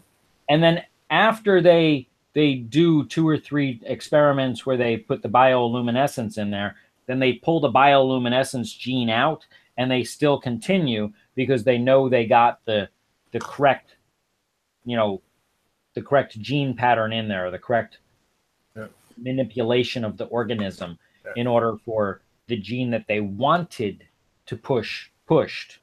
And they use trial and error until they get it right. And they wind up getting if you've seen the movie was it Aliens, where they have 2 or 3 Sigourney Weavers, where they're like all they'll get it wrong every once in a while, but those cats, they're born with like 10 legs and stuff like that. They didn't matter. They were just cats. I found here, this is a site, basically 10 bizarre examples of genetic engineering, the glow-in-the-dark cats. In 2007, South Korean scientists altered the cat's DNA to glow in the dark. Yeah. They have trees that do it as well.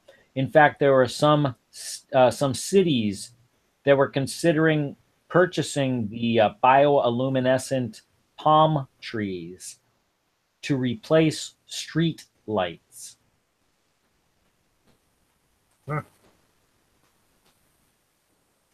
If that's not scary enough. Yeah, indeed. Scary. Well, my fear is what's going to happen when these bioluminescent trees seed, although they probably won't seed, because most of the time when they make something GMO, they also make it sterile. Yeah. And they do that primarily because it's patent protection. They don't want you to be able to reproduce their product and then sell it, which is the primary reason why the GMO corn and the GMO cotton and the GMO this and the GMO that, most of them are sterile.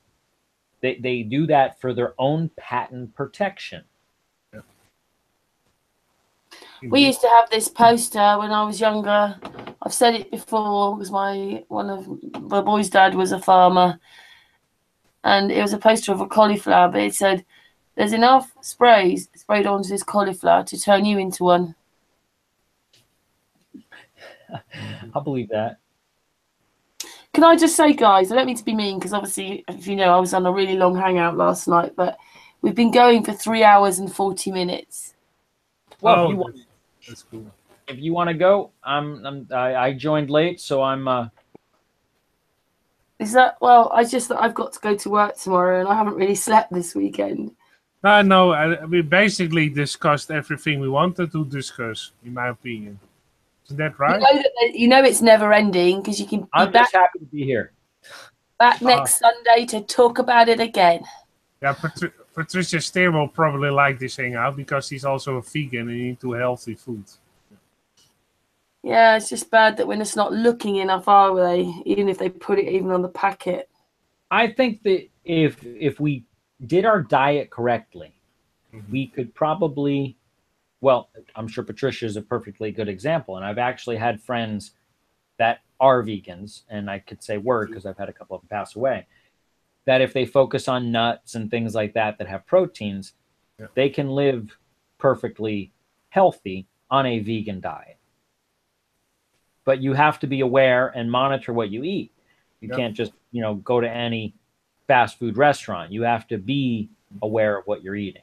And I honestly think you could probably get by with just juicing your whole life too.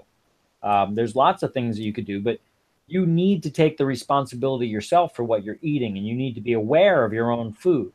And the only person that cares the most about your health is you. And that's the best thing I can say. You are what you eat, and you're the only person who cares the most about your health. Doctors will just allude you to your health because they just care about your money. They may care about your health a little bit too, but they care about your money because if you're not paying them, they're not going to help you. No. They won't do it for free. Dear me, such a sad place we live. Well, we as a research group make people aware of all kinds of things. Healthy eating, monolithic structures, the place we live in. We basically do research and give our knowledge to the other people so they can also live, if they choose to, a healthy lifestyle. And also do more research and search about the truth on the place we live in. If people realize that I'd almost say primarily been lied to their whole indoctrination period between, 1st and 12th grade, that, and even through colleges, that they should really do their own research and learn things build their own foundation of knowledge. Trust but verify, and you will find out that many of the foundational non-facts that you've been given are untrue. So you need to build a new foundation to the world in which you live. Many of the, 777 bombing, 9/11, many things, the truth is not what you were told. And once you understand the truth and build your own foundation, many other things will fall into place. And don't be discouraged when 90% of the population out there tells you that you're on crack, because You've got to be, haven't you? Because you're saying the truth. they are the ones that are living in a world of deception, and you are the one who is building your own reality built on foundation. It doesn't just cover like 9/11. It covers the things they're doing to our food. It covers our history. It covers our language. It covers the pyramids. It covers 9/11. It covers everything now. It does. It's bigger and bigger and bigger. Mostly, the more I started down this rabbit hole mid-2000s, and the more knowledge that I have that is the foundation of my beliefs, the more I understand that the news is the last place you want to be getting your knowledge from. Yes. Yeah. And so is school. Need to come to you guys. Well, basically to these kind of hangouts, you get your knowledge from. Yeah. You need to pay attention to facts. Well, the problem is what you read in school, you assume is facts. What you read in school is glazed over ambitions, glazed over embellishments. I really wish I could say don't believe what you read in school, but some of it is true. The names of the country you live in, maybe. Yeah. Even then, it's questionable. Little bits are true, but most of it's a lie because it's the wrong history, isn't it? It is. We are given a glazed over embellishment with the truth that they want you to believe. Because if you were really told the true truth, if you're really told the real backing behind most of the wars or skirmishes or disagreements, you will usually find that they were fabricated to the banker's best interests. Not the people, not the country, but the banker. And that's about all I can say there. Well, basically, this is a great way to end the hangout. Yeah, well, you with those great words. Artist and Angel Night, even though Artist was presenting some work at the beginning, but the A's night. The A and the A's night. Well, again, thank you for allowing me to be here. Oh, yeah, you're very welcome. Angel, we missed you last week. Yeah, we always miss you when you're not around.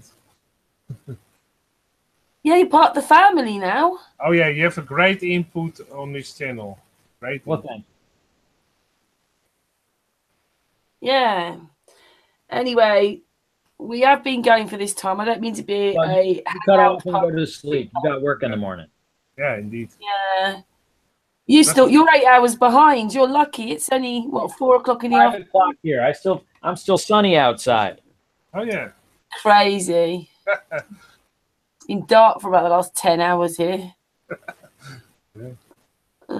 Anyway, I'm sorry everybody. As I said, I had a really long late hangout. I didn't really sleep last night and I'm still in my pajamas. It's okay, Karen. We continue next Sunday. Yeah, and well, big flat earth hugs for everybody on the panel. Thank you, Angel. I'm giving you one. No one's can see me, but I'm giving a hug. And everybody watching and everybody that's going to watch. And thank you, mwah, Angel, and mwah, Artist, for all that presentation again. You're welcome. And thank you, Judith and Patricia. Anyway, thank you all. back tomorrow, so see you tomorrow. Bye-bye, everybody. Bye-bye. Say goodbye. Say goodbye, Angel. Bye. Okay, bye.